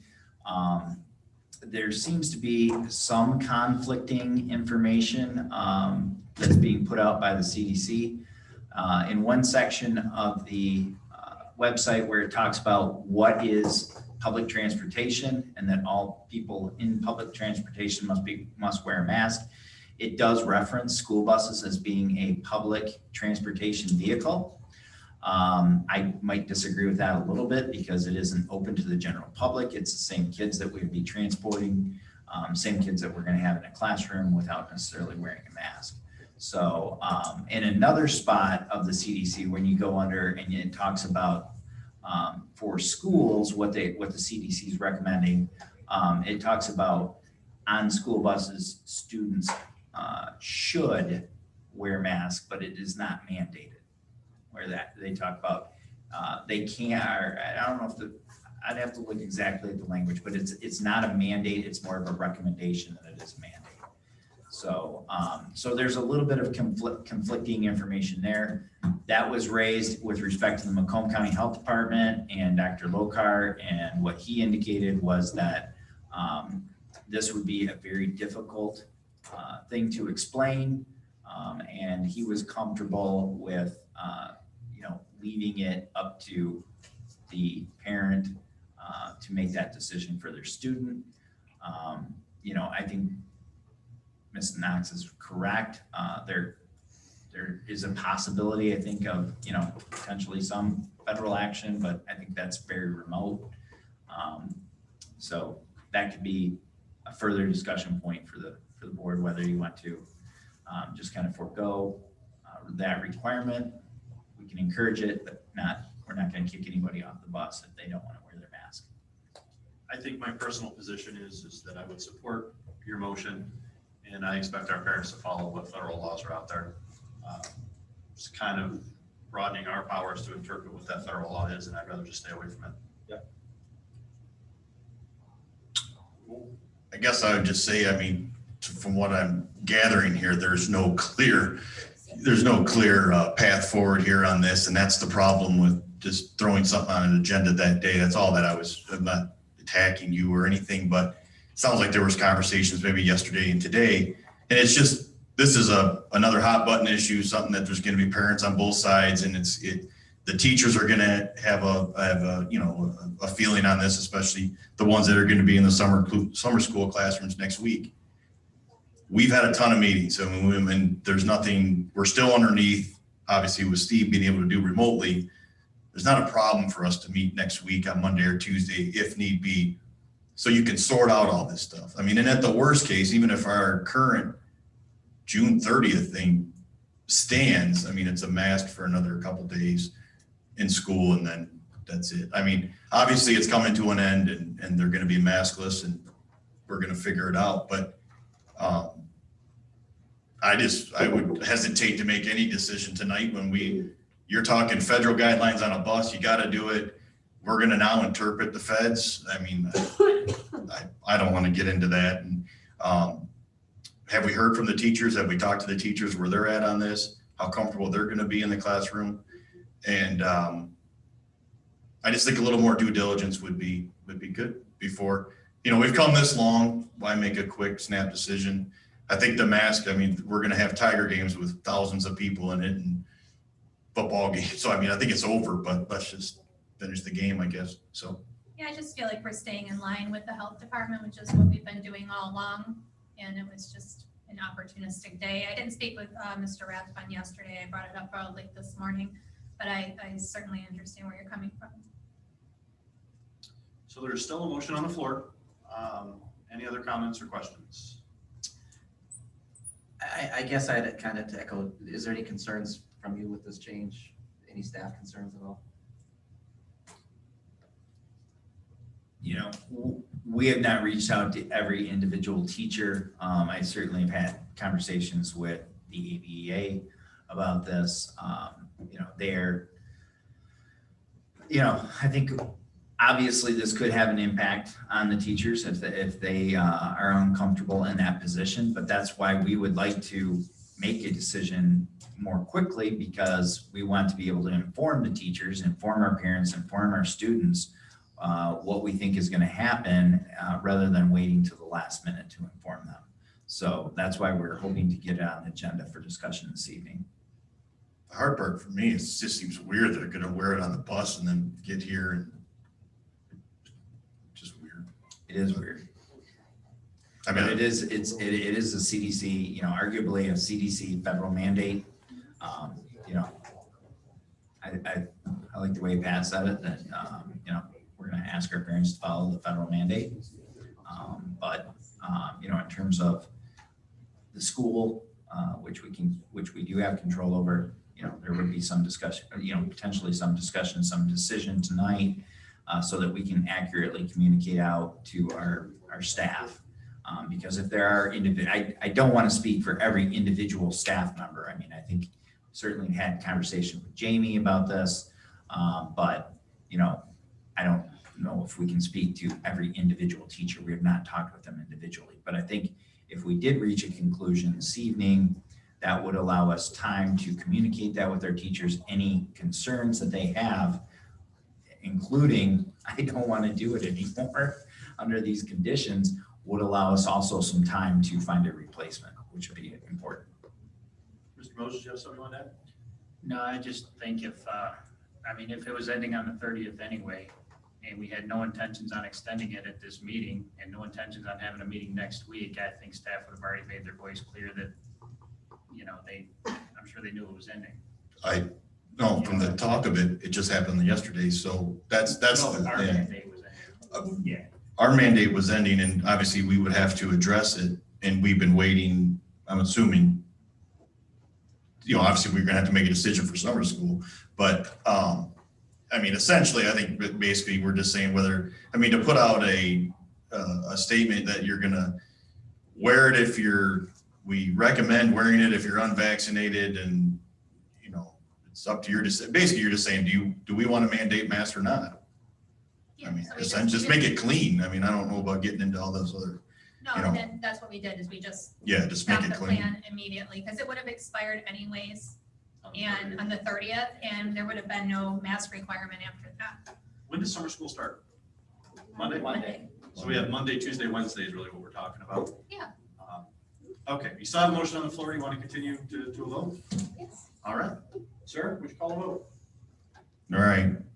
Ms. Knox, Yes. Mr. Moses, Yes. Mr. Richards, Yes. Mr. Green, Yes.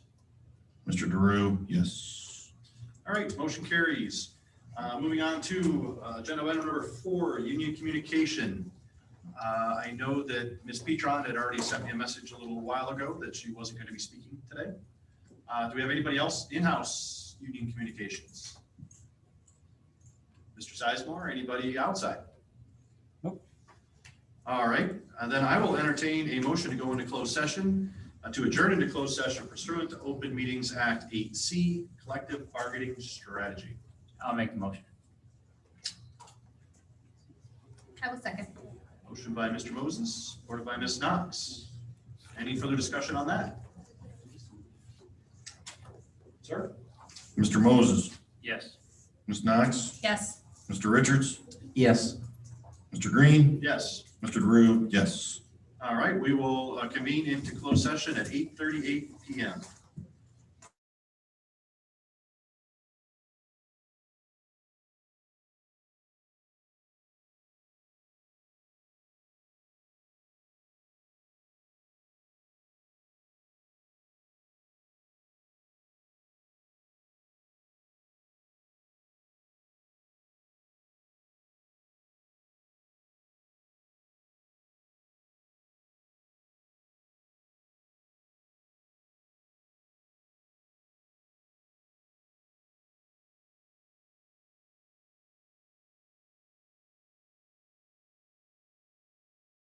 That's right. Yes,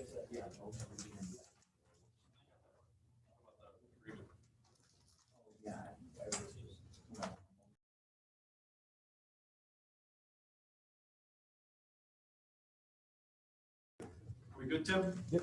All right, back into open session. I will entertain a motion at 9:16 a.m. to return to open session. PM? It's been a long day. Still looking for that. I'll make the motion. Okay, motion by Mr. Moses, I will second. supported by Ms. Knox. And actually, I think since everybody's here, we can, all those in favor, say aye. Aye. Any opposed? Okay, coming out of closed session, I will entertain a motion to accept the tentative agreement between the Anchor Bay Education Association and the Anchor Bay Board of Education as presented. I'll make the motion. I will second. Motion by Ms. Moses, supported by Ms. Knox. I will ask you to call the roll since this is do we have any further discussion, first of all? I know we just spent half an hour discussing it, but any further discussion at this time? I will ask you to call the roll for this one, Mr. Drew. All right, Mr. Moses, Yes. Ms. Knox, Yes. Mr. Richards, Yes. Mr. Green, Yes. Mr. Drew, yes. Congratulations to Ms. Gonzalez, Mr. Heffa, and to the ABA. All right, moving down the agenda here. It looks like I'm moving on to open forum public comments. And I've got a couple of requests to speak here, and then we'll go to virtual land after that. Let's start out with Ms. Thomas. Is she still here? I'm here. I put different batteries in there so you can. Are we good? My name is Jeanette Thomas. I just wanted to voice my concern about the changes to the band schedule for the 2021-22 school year. I was informed that from my son's counselor at the high school that he's not going to be able to enroll in the wind ensemble in the fall due to schedule changes and conflicts with his early college schedule. This is a seriously unfortunate and upsetting news. He has worked very hard to achieve this level of skill, the level of skill required to be accepted into this prestigious band, into the most prestigious band at Anchor Bay High School. This accomplishment gives him great pride. Since he heard the news, I am extremely saddened to see the effect that it's had on him. He has been disheartened to the point that he wants to give up on the thing he loves most at Anchor Bay High School. As a parent, I am disappointed in the lack of transparency when it comes to why this decision was made. I asked for clarification as to why the band schedule that has been successful for many years is suddenly changing. What is the benefit to these changes? When we made the decision to enroll my son in the early college program, it was only after careful consideration of his ability to have a fulfilling high school experience. We were given the impression that it would not affect his ability to participate in band at the higher level. And it was explained that the students in wind ensemble tend to be the higher achievers and more likely to be in the higher level classes and programs like the early college, and therefore why the class was strategically placed in the first hours. I'm certain we can all agree that the past year has been extremely challenging. However, while we are trying to explain to my son that things will get better, he is questioning why the hits keep coming. He was already struggling to find some excitement in what should have been an extremely joyful year in his life. This latest news is only second to the blow that his beloved band directors that have taken great strides with the music education program over the past decades will no longer be around. This is disconcerting to me as a parent and as an Anchor Bay High School band alumni of the direction that the district is going in with regards to the music program. It hints at lack of deliberate planning and careful consideration for the students and suggests that the future of the Anchor Bay band program may be at risk. This was a message that I sent to several of the administrators. And I did receive a response from Mr. Rathbun, and I just wanted to share a couple of the things he mentioned in his message, just to make a couple of comments. In his message, he said that I would like to address your concern about the lack of transparency. The current schedule, as it stands today, is a preliminary schedule that has not been shared with students or the public. We are very intentional about that, and at this early stage, as we know the schedules can change depending on enrollment and possible schedule conflicts. To say in another way, the schedule is a work in progress. It will be finalized as we get closer to the start of school. I'd just like to comment that I understand that, but I was contacted directly from the school, and that's why I wanted to make sure I came here to voice my concerns and thus prompted the message that I sent to some of the administration. He also goes on to say, the district is looking to make a change to move wind ensemble to 6th hour. The rationale for this was, the rationale for such is that by leaving the wind ensemble in 1st hour, it creates a conflict in the schedule for 21 students. Moving that section to the 6th hour reduces the conflict for students seeking wind ensemble to only 2 students. We're able to give 95% or more of the students their first choice schedule and expect to exceed that percentage this year. My comments to that would be, I understand and I can appreciate it is difficult to schedule 1,900 students. I would not want that job. I know that it's difficult, but I don't understand how after many years, all of a sudden we have such a large conflict. My question then becomes, what else has changed? There has to have been a different change because we were not having this issue where we had wind ensemble first hour and there wasn't 21 kids.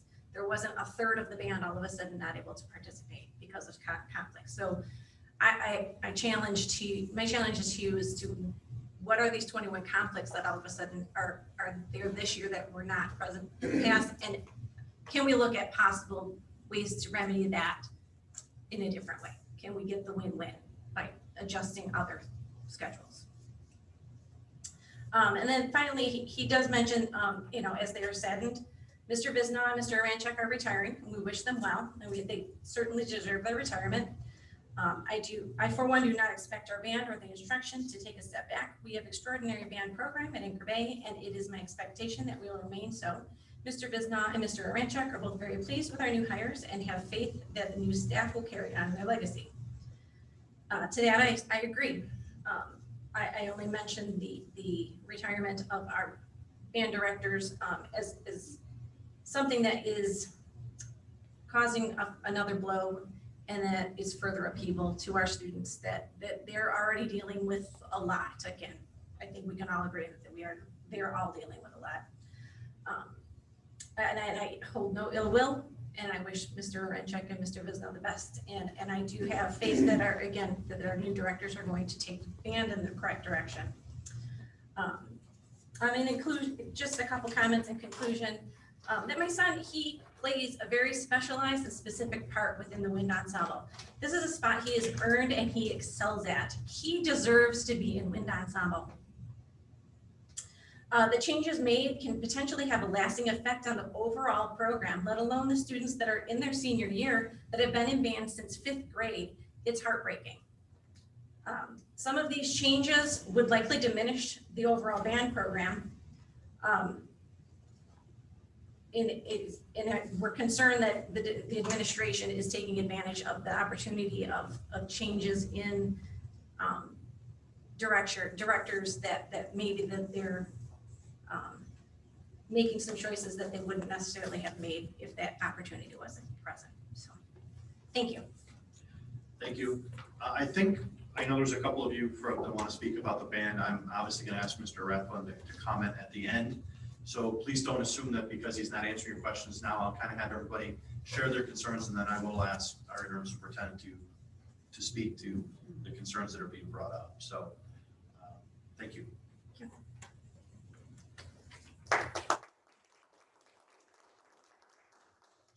Bridget Heck.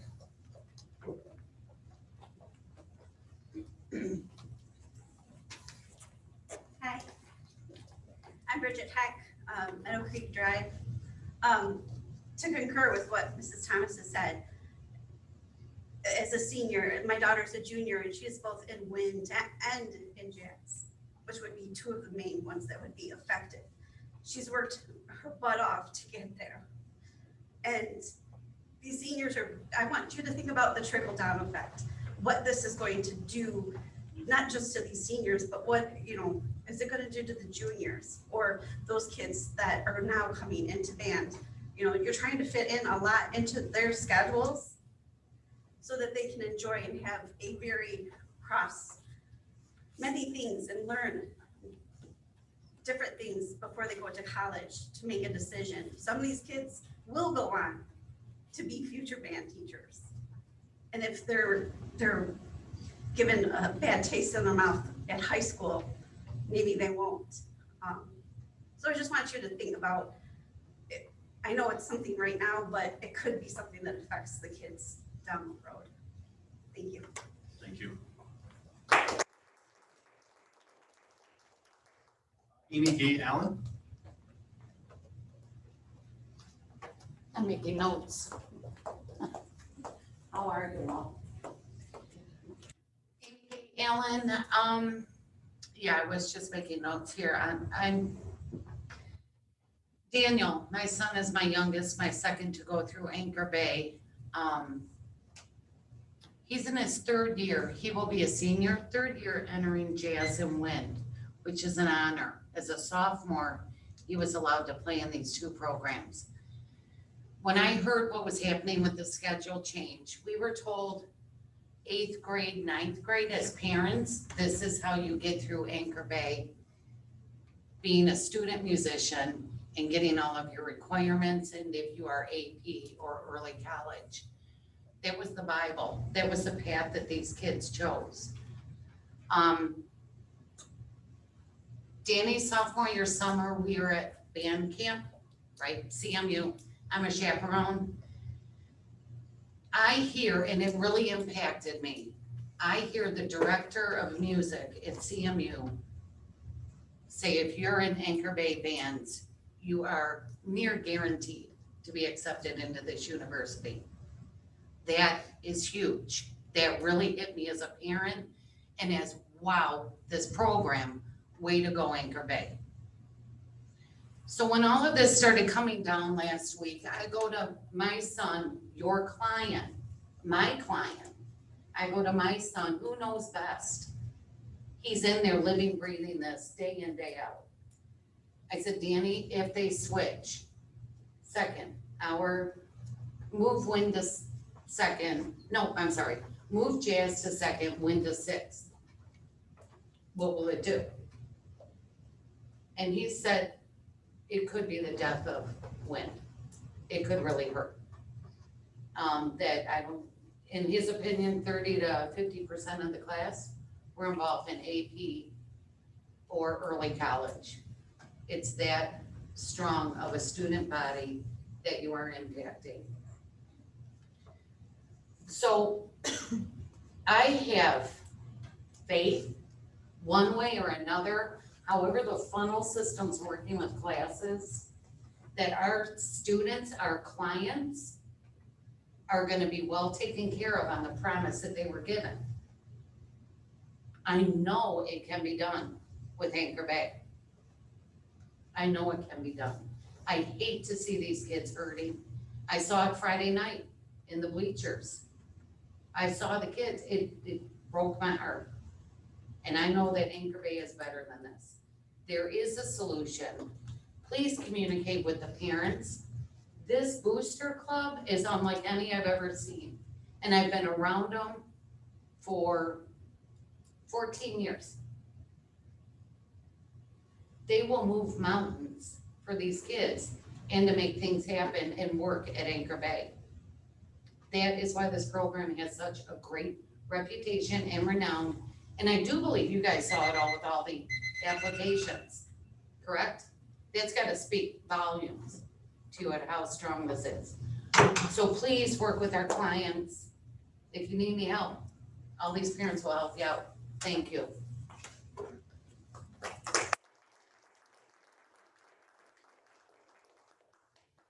Thank you, ma'am. Mr. Braun.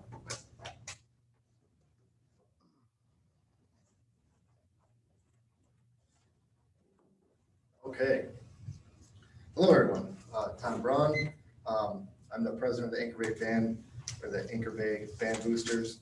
I want to talk a little bit on a couple of things that were already mentioned, right? We have two of the band directors been here a long time. They do a great job. Amy's right. It is amazing when we travel to places like CMU and different music conferences and you see the director of bands in the summertime at Central Michigan come there to say hello and just be around Mr. Visna and interact with our students because again, they're very, I mean, it's a great program. It's one of the best programs in the state. And a music teacher is a specialized position. I think we can all agree on that. And I do want to thank Central Office for hiring two high-level teachers to replace Mr. Visna and Orenchek. You know, they got on it and they got it done. And I think, you know, we're all pleased with the replacements. The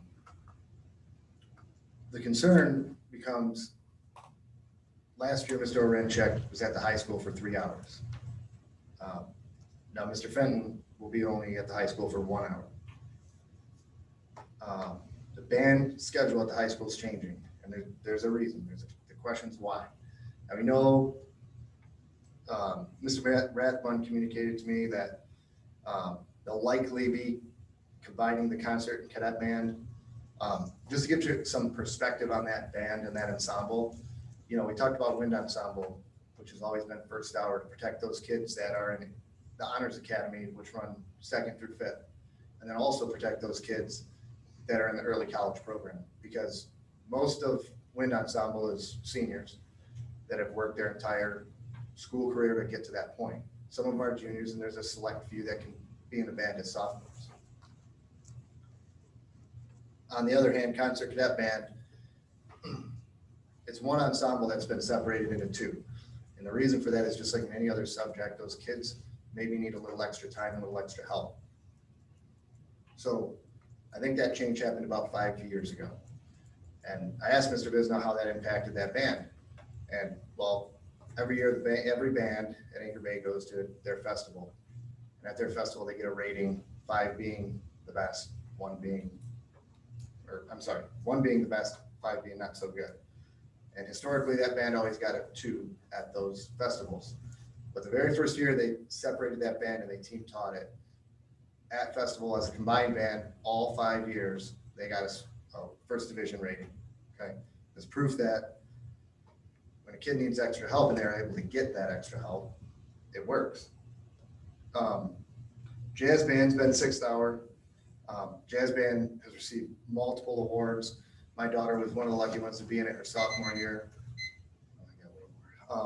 Anyway, at Central Michigan University, the last several years, they took first band overall. There's a band festival there, best section, best soloist, and wind ensemble is the top band at the high school. Multiple awards, including, you know, performances at the Michigan Music Conference. This is huge. Now, like I said, this class has been first hour to protect those students in early college and in the Honors Academy. Now, the other thing that's happening is with this new schedule, proposed schedule, because I know nothing's set in stone, is Mr. Flory, the new high school teacher, is now going to have a caseload. He's going to have a caseload of about 235 kids. That's before marching band. And currently, we have 167 kids enrolled in marching band.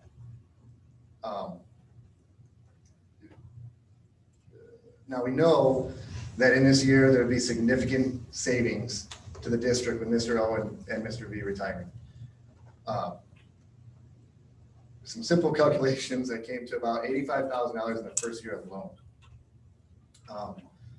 We also know that even though we may not know exactly how much, that the district will be receiving ESSER money. And that ESSER money, from my understanding, is designed specifically for retention and catching kids up. So when you're talking about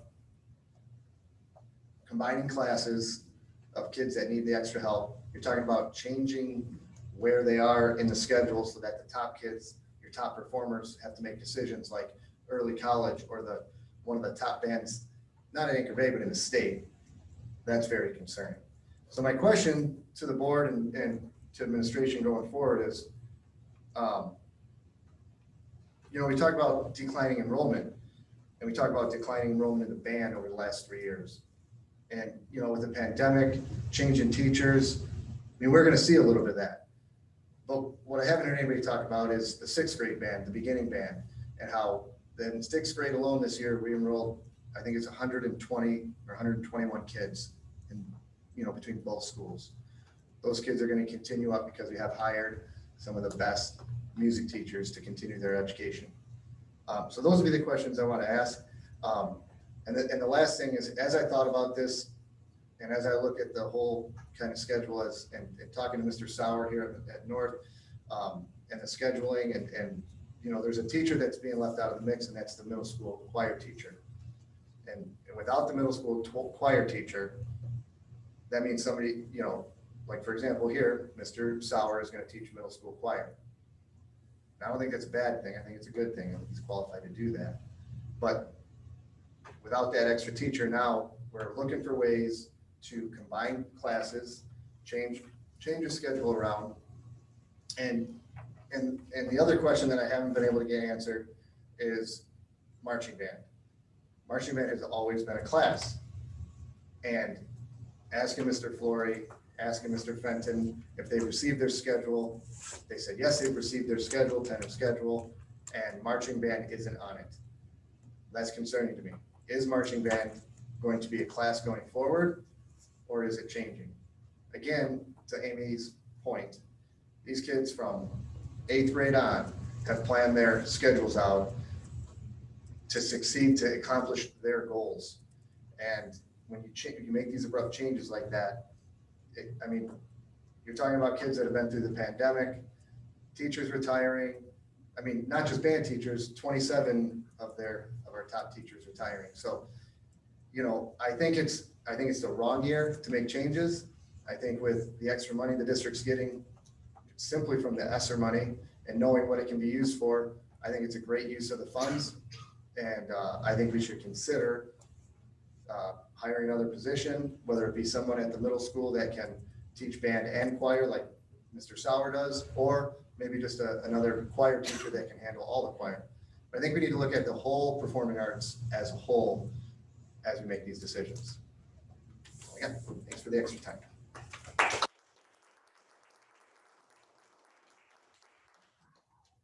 Thank you, Mr. Brown. I know several of the band parents have reached out to all of the board members, so we received your emails, and certainly, you know, we share the same concerns about performing arts. And I know we're obviously working with, you know, some budgetary concerns, and as a board, we've given some directives to our interim superintendent that will be assumed by our new superintendent here in about a week of finding ways to get our fund balance back up. I don't know if that's what he's looked at. I personally haven't had a chance to look into what's happening with the band, but I thought I'd afford Mr. Rathbun an opportunity to kind of respond as a whole to some of the concerns that have been raised. Mr. Green, I didn't fill out a second form, but I did want to speak this round.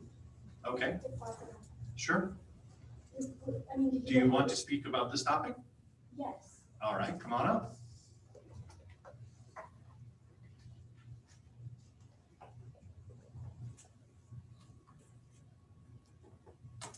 As I stated before, I'm Stephanie Richards, 980 Arnold. I am speaking about the unprecedented changes made to the band scheduling. Just like these other parents spoke, I am not directly affected. I don't have a band member, but I love our band. I listen to our band. I go to our football games sometimes for our band. I don't understand how it is that the schedule that worked for so many years is now a conflict. And we're changing it, throwing a wrench into it all. It has a detrimental effect on our students that have their educational course path planned out since middle school. These students affected have made sacrifices as early as 5th grade, getting up early, staying late, just to be able to be in the band. They have sacrificed being able to take other electives because they gave band a priority, and they were led to believe that the path was a constant and that if they followed the plan, they would be able to achieve their goals both musically and academically. The rumors are that these changes are due to a decline in enrollment. I think it's ridiculous to make such a major change coming off of a pandemic year. And I think instead of punishing the program, let's rally together, find out how we can get the numbers up and or get grant funding. I know that we have an incoming superintendent and a board member that talks about grants that they have written. Let's use those tools and get additional funds if that's what it takes to work on another teacher or, you know, to accommodate the smaller class sizes. Our band is one of the best programs we have, and it needs your support to stay that way. I ask the board to listen to these parents here tonight and keep the band schedule the same as it has been years prior. After we recover from the pandemic and exhaust all other options, if we still have a decline in enrollment, then we must consider making these types of changes, but you should do so with warning so that 8th graders that are planning out their future can do so accordingly. Thank you. Thank you. Sizemore, do you have anybody that has their hand up before I do go back to Mr. Rathbun? I keep forgetting we have people out there virtually. At least 14 of them now, not so many. Nope, no one's got their hand up. Okay, then I'll go to Mr. Rathbun. I'm also going to invite Mr. McDonald to come up because he can help me a little bit. He's more connected with the scheduling than I am likely. But I want to share a couple things in response to what we've heard tonight. We're very aware of how important our band program is to Anchor Bay. We understand the quality of the program. We understand the commitment of the kids to the program. And as I indicated to Mrs. Thomas earlier today, we expect, and our commitment is that the program is not going to have a fall off. So we are very committed to seeing the program continue with the excellence that it currently functions with. So I'd like to say that at the beginning. I'd also like to follow up with, in the last 2 years alone, we have lost 400 students in our district. If you go back 10 years, we've lost nearly 1,000 students from our district. One of the things that we are currently experiencing, last year we lost about $3 million. Our fund balance is now under 3%. The Michigan Department of Treasury is currently monitoring our district as being financially stressed, and we are required to respond to that. That is not where we'd like to be, but that is currently our financial situation. So we are looking to right-size our district. We've done a number of things to do that.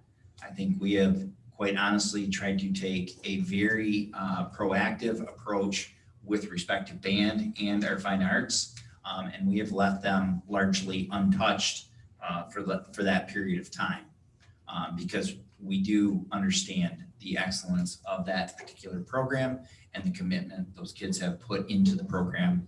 So we have largely left that untouched over that period of time. I guess I would also say that we also have scheduling conflicts across our district. It's not just with the band.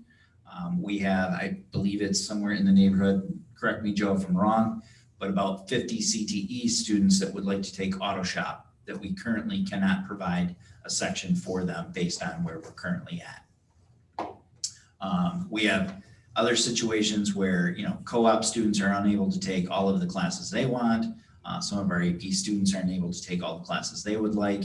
And anytime you get into taking a number of specialty classes, whether that be early college, AP classes, some of our wind ensemble, which is, all these classes are the classes that the band students typically are associated with because they are very high achieving students. It just becomes very difficult sometimes to schedule and give all of those to our students every single time. So it's not that we don't want to, it's not that we wouldn't prefer to be able to give everybody their first choice, but sometimes it just is very difficult given 1,900 students at the high school. So those are a couple of things. I think one of the things that may help with respect to, I believe Ms. Thomas asked the question, what is changing? Why is this becoming more difficult? Well, it's not only the band that is having a reduction of sections, but I'm going to give you an example that might help illustrate what I'm trying to say. It won't be accurate, so please don't hold me to the number of sections that I'm going to use in this example, but I think it will illustrate what I'm trying to express. And that is, going back a couple years, let's say we had, I'm going to pick 9 geometry, that's too many, 6 geometry sections. No, 9 is right. Okay. So maybe we had 9 geometry sections. But my point is that if we had a conflict between geometry and, let's say, wind ensemble, we would have been able to move the student to one of those other 9 sections. And because we had so many sections, it was easier to accommodate that conflict. Now, as we start to decrease the number of sections in geometry, this is, again, not accurate, please don't quote me on these sections, but if we had decreased over that period of time, our number of sections for geometry, let's say down to 4 sections of geometry, you have less less flexibility to move a student into a different section of geometry because maybe it's not offered during the time that fits the student's schedule. So that's where the conflict can happen. It's not just a decrease potentially in our fine arts programming, but it's decreases in our core programming. We have seen decreases in our core programming as our student count has gone down. So those adjustments have been made. And like I said, I think we've tried to insulate somewhat our band and choir from that. But at some point in time, as our numbers continue to dwindle, that has to be addressed as well. So, I want to say that we're sympathetic to everything we've heard tonight. We understand your concerns and we take that very seriously. We will continue to look at this problem and do our level best to make all of our students happy and give them all of the classes that they would like to take. But at the end of the day, in order to right size, we have decreased sections across the high school in every subject area to try and address this issue. And what that does is it limits the opportunities you have to work out of a conflict.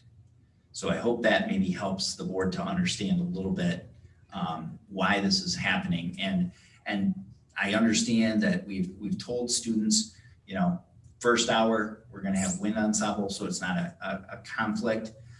And we would be happy to leave it at first hour if it didn't have an adverse effect right now on our scheduling. So we'd be happy to leave it at first hour if we had no scheduling conflicts, or if we only had one scheduling conflict. We'd be happy to leave it there. Unfortunately, right now, what we're looking at is 21 conflicts if we leave it at the first hour. And so we looked at moving it around, and by moving it to the 6th hour, we only had 2 conflicts for wind ensemble. I'm just speaking to that particular section. So, that's what we're looking at doing to have the least adverse impact on our students. So that's the schedule change that we're looking at there. Joe, if you. No, I think you explained it fairly well. And, as being a former principal, I do recall, the first hour was always where we want to put wind. When you're an early college student, especially a senior, you're only in our building for 2 hours, or 2 or 3, and then you're out in the afternoon. So you have to get those, whatever classes you're taking in-house right away. I think another thing that was mentioned was with the jazz band as well, being a specialty band class and also being some of our higher achieving students. In the past, historically, would always be the wind ensemble would have less conflict and accommodate more. And I think it's switching. The problem that we're running into is some kids are halfway into the programs. And I share the concern with the parents, and I've been in communication with the high school administration specifically on this multiple times today and yesterday, and in conversation with Mr. Rathbun, and I'm speaking with the parents during your closed session. One thing that I'll be committed to do is look specifically at the 21 conflicts and find out what are they, and look into. And I'm not to say that one conflict is more important than another, but I do understand that when you have a student who's in the wind ensemble for a year, and also in the early college for a year, there's an investment there. How do you give up one of those two? You know what I mean? I fully understand that, and we'll dig deeper. But what we have talked with administration and said that the anomaly is what Mr. Rathbun, the question, what has changed? What has changed is how many sections we offer at the high school over the past 2 years. Again, I don't have it, but I can tell you it's very near 40 that have been reduced over time. So that cuts off your pathways for scheduling. It makes it harder. And then as that happens, what I'm being told is that we're finding more if they flip it, the jazz and wind.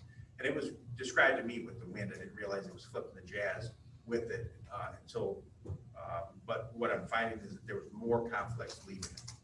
So I will get the conflicts and see exactly what are they and have a little bit of insight into that to see. But I can tell you that the way it sits, there isn't a path to make it with no conflict. There's going to be conflict and somebody's schedule is not going to, we lose that ability as we lose sections. Same with, I don't want to get into it, but that's the way in a nutshell. If you can just imagine all the different combinations you can make when different things are offered. You know, if you have something offered in 1 hour and you're only here for 3, it's very limited what you're going to be able to get. So that's the solution that we'll seek is what can, you know, I'll personally look at what are these 21 conflicts. And I believe it was 6 that got pared down to 2. So that's why administration made that change. They felt like 6 pared down to 2 was less than 21. So I'll bring it back to the board. I don't know, we've all had some involvement, saw some emails. Is there anything that the board comments or questions of? Yeah, I just want to clarify, is marching band no longer a class, or are we still having marching band as a class? Marching band is always been offered after school. Okay, but earlier we heard that marching band was a class, so marching band's never been an actual class? If, you know, it's always been where there's a spot in the schedule where Mr. Biznaz didn't have students, but he worked after. So it's gone on during classroom time or school time? No, it goes on after school. It's always gone on after school. And it's also paid a stipend, kind of like a football coach. So did he have a prep hour that he didn't have students? I guess I'm not understanding because the parents have said. Yeah, he had 2. He had 2 prep hours. They got graded, and it covers phys ed. Okay. So we're no longer offering that, or we are offering that? We are offering marching band.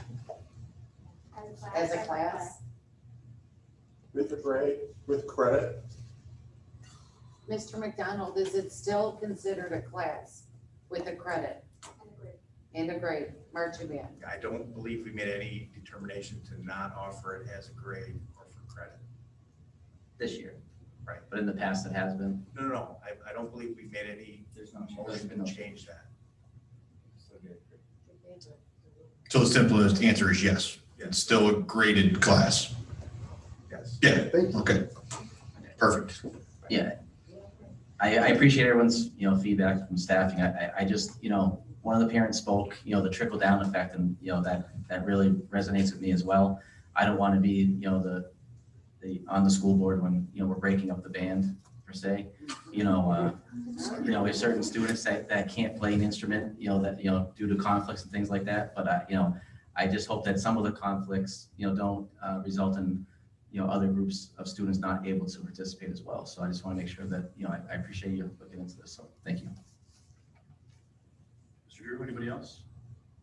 I guess I'd just say, someone brought up money, ESSER funds, we get funds. Is there a simple fix that's out there that's money based, or is it sounds like there's not a simple fix. You'd have to add a bunch of sections of a bunch of classes.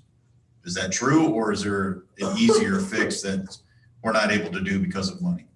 Is money an issue, I guess? Because I know the first part of your thing was all about our fund balance and this and that. Does that come into play here? Or is that just because we cut sections of everything else? Well, I mean. And a declining enrollment. Yeah, it's declining enrollment and it is money. Yeah, I mean, we don't have unlimited funds. Yeah. We obviously want to give our kids everything we can. And the way we.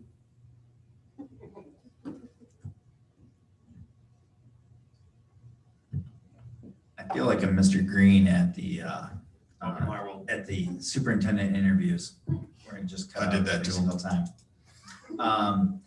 No, I mean, I guess what I would say is, yes, money's always, involved in these decisions. There's always a money aspect to these decisions.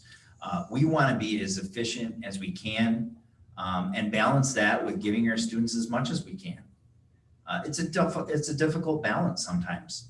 And, I would say the reason that we are able to have, the great teachers that we have, and the reason we're able to do some of the things that we are able to do is because we have to be efficient with our money so that we can provide raises like we did tonight for our teachers. Steps are important. We want to retain our great teachers. We just hired 2 great band instructors, and we want to retain those folks. If we go years and years and years without giving them a raise, they're going to leave regardless of how great it is. So we need to do right by those people. We need to try and balance that with absolutely giving our students the best we can absolutely give them. But in order to try and balance that, money is always a factor. I'm just saying we want to be efficient. We want to give the students everything we can, but we've got to do it efficiently. And so, John, to answer your question, I don't think there is just a quick throw $20,000, $50,000 at it and it goes away. What I was hinting towards, and I don't know the scheduling that you guys is if we hired another music instructor or we hired another band instructor, would that solve the problem? Is that a way to fix this issue? Because we do have some money coming in, and that is something that we probably could do, and band is an important part of that high school. Sure. And obviously a lot of kids that have worked hard to do this. So if that's a viable option, then let's look at it and maybe bring that to the board, and the board can make that move if that will help things out. But obviously I don't think we can go and, to your point, to your example of 40 geometries or 9 geometry sections. I mean, if we can't do that, or what'd you say, we cut 40 things Well, yeah, I think over it's the past year? about 40 sections. Yeah, overall. Correct. Overall. So band is offered in the same hours it was offered last year we have less students. So that wouldn't help. And as the schedules came in, I mean, we're still running band classes in the mid to low 20s in some regard, which we do because they're specialty classes, right? That's a lower number than an advanced math class. So for example, the jazz band, it's got 22 students in it. So, but it was never a question to not run it. Okay, so some of it where there's some combining, that's because the other ones are in the 20s. So that's for enrollment. I mean, that's just the facts. So that's some of the challenges that we're dealing with. But also band is still offered the same hours it was offered last year, but the conflicts have changed. Is what I'm being told now is there's going to be more with the jazz band than there would be with the wind ensemble. And even as the parents have described, they're both specialty classes with high-level, high-achieving students. The conflicts moved from wind, which was normal, the concern to jazz. So I know it wouldn't help there's still going to be conflict unless we can run them both of them currently. I guess what I'd say, since it's getting late, and I know we could probably talk about this for hours, but it looks like the band boosters president's losing his mind back there. So maybe if you and him afterwards could discuss it, and if there is a viable option, is all I was saying, and not to take more time, but just that there is a viable option of something that we could do to address that solution, I'd like to see it. 100%, and I've talked to Mr. Braun many times and told him that I'm always available for a phone call and a discussion. So in an effort to move on, I know the band families probably aren't hearing everything you want to hear. You were looking for some definitive action, but between Mr. Rathbun and Mr. McDonald, they've committed to reviewing these schedules. And I think for me, you move one conflict, you might create 2 more. You're kind of chasing things around. And we want to take care of all of our students, and not just our band students. So I have to count on Mr. McDonald to personally take on this challenge on and own it, and hopefully we come up with some solutions. And it's a challenge to cut programs. Yeah. And although we're not cutting programs, the conflicts in the district shrinking is causing some challenges. And in my business world, I'll always tell my boss, money cures all. So if I spent more money this month, I put some more on the top. So leave me alone. But we have a challenge where we can't put additional money on that top, and there may be semester money. We don't even know what's coming in yet. Everything's kind of a projection at this point. We were just talking about it in closed session, quite honestly. So I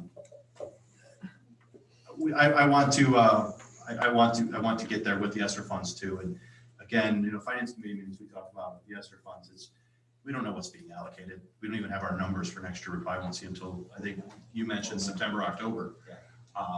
So I know that's not the answer that you guys are looking for today, but I have to count on Mr. McDonald to kind of sharpen the pencil and see what we can make happen. Anybody, anything else? I guess I would just say ESSER funds or not, if it's something we can find a way to do that's a viable, easy fix without having to hire 8 teachers for 20 different sections of something, that's difficult. But if it's something, that's all I was trying to get to, not trying to spend money that we don't have, but just if there's something we can do that's viable, let's hear it. Thank you. I know I got full faith in you. So we'll move on, aside from me just violating the rules of having a closed session, talk about what we talked about. We'll move on. I'll be prepared for that charge to be levied next meeting. Move on to our consent agenda. I will look for a motion to approve the consent agenda, which includes our minutes of a regular meeting on May 26th, curricular meeting on June 9th, our financial report, and our MHSAA resolution. I'll make the motion. I will second. Motion by Mr. Moses, supported by Ms. Knox. All those in favor signify by saying aye. Aye. All those opposed? Motion carries. On to the superintendent comments, sir. I'm going to keep my comments brief as the hour is late, but I do want to send out a thank you to the JROTC group who helped many of our teachers at Sugarbush this week, helping them box up and move for the move to Nuldrit. They were there all last week and did a fantastic job. We've had a lot of compliments from the teachers at Sugarbush about what a great help they were. So we absolutely appreciate that. I'd also like to extend a thanks to all of our staff for this year.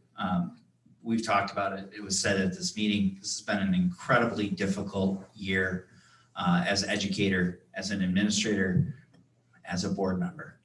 And I would just like to extend my thanks to the administration, to the employees, to the staff that have worked tirelessly this year to make this the very best that we could for our students. And I can't say thank you enough. I wish there was more that we could do for them financially in some cases, but I do just want to recognize how hard people have worked this year and thank them for that. Thank you, sir.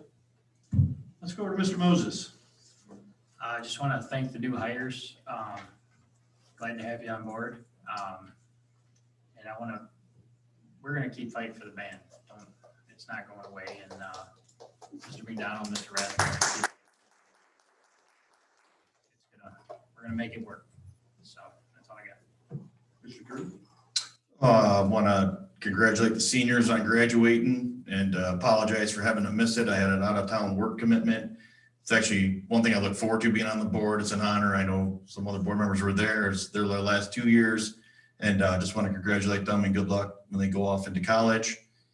Also, with the teacher's contract tonight, I want to congratulate them on a good contract. And it's very happy that we were able to do that. About a year ago, it didn't look like we were going to be able to do much of anything, and happy that we can, like you said, yes, we have to pay well and we have to show them how much we appreciate them. And I hope with the contracts coming up with the rest of the staff, the bus drivers, the food service, all the way to the lifeguards, everybody gets fair and equitable contracts, as it's time to show these employees what they've done for us the last 2 years and have done for years, but they didn't obviously let us down over the last couple of years. And to the band, I'm not too up on everything with the band, but I think I'd like to talk to some of you and find out how we can help, what we can do.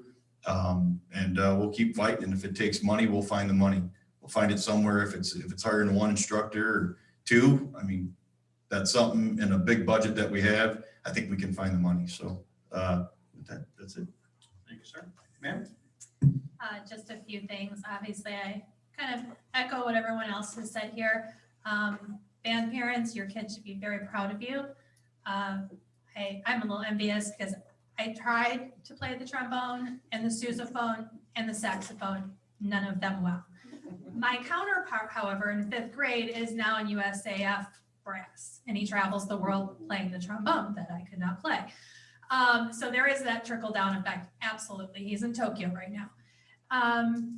Other than that, it's just been, I don't know if I get censored. It's been a hell of a year for everyone. And I hope everyone here and at home and teachers and students and staff are just taking a moment to breathe and hopefully having a fantastic summer. Try to find something positive to do and give yourself a moment so that we can come back refreshed and ready to hopefully tackle a normal year in a normal way.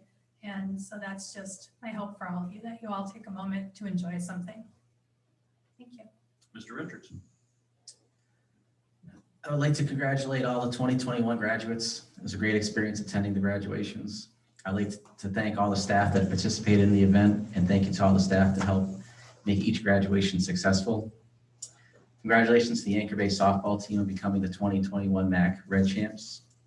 Congratulations to the HOSA Club on receiving 3rd place in the Strive for a Safer Drive program. I'd like to recognize the Middle School North Student Council for donating 10 large boxes to the troops overseas. Fabulous job. Congratulations to Anchor Bay Jazz Ensemble on receiving straight 1st division rating. Congratulations to students Colin Arena, Olivia Faza, Andrew Lloyd, Delani Novach, Jonathan Schultes, and Jonathan Taylor for receiving all-state honorable mention honors. Congratulations to the varsity girls soccer team on becoming district champs. Thank you. I'll keep my comments short.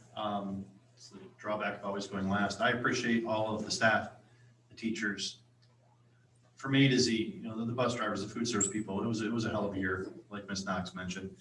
We all suffered through it. Trust me, it's been one of the most difficult years of, if I consider what I do here, my professional career. Just dealing with all the challenges and the curveballs and the changes and the CDC and the governor and Macomb County Health and my email stuff related to COVID is crazy. It's 8 or 10 emails a day from either the superintendent or a fellow board member or community member or someone else. So, and of course, the band parents, I appreciate you showing up. One of the things that I was most proud of, I think one of our superintendent candidates asked me, what are you proud of? I said, our parents are passionate, like passionate. I'm not talking like, yeah, we'll half-ass this. We're into it. We own it. We want it. And it's whether it's football, baseball, soccer, softball, band, it doesn't matter. We're a very, very passionate school district. And sometimes it makes difficult decisions even more difficult because we want to do everything. So I look forward to hearing what kind of solutions we can come up with. Obviously, there's some support up here, me included, that, let's see if we can figure this out. I know we're gonna have some other challenges probably that pop up in the next 30 to 60 days. So I know we're not done. I know Mr. McDonald's got his hands full. Mr. Wedge has his hands full. Ms. Gonzalez is on a hiring blitz because we've got open positions that we need to fill. So I hope everyone does get some resemblance of a summer in, and you get out to the Fish Fly Festival that is going on. It started at 3 o'clock today, downtown New Baltimore. Those of you that like some libations, the beer tent is open all the way through until Sunday. Do not use my name there. You will not get free beer. I think that's it. So if we don't have anything else, I will entertain a motion to wrap this up. Motion to adjourn. Motion by Ms. Knox, supported by Mr. Green. All those in favor signify by saying aye. Aye. All those opposed. I just enjoyed my time. Meeting adjourned at 10:10, sir.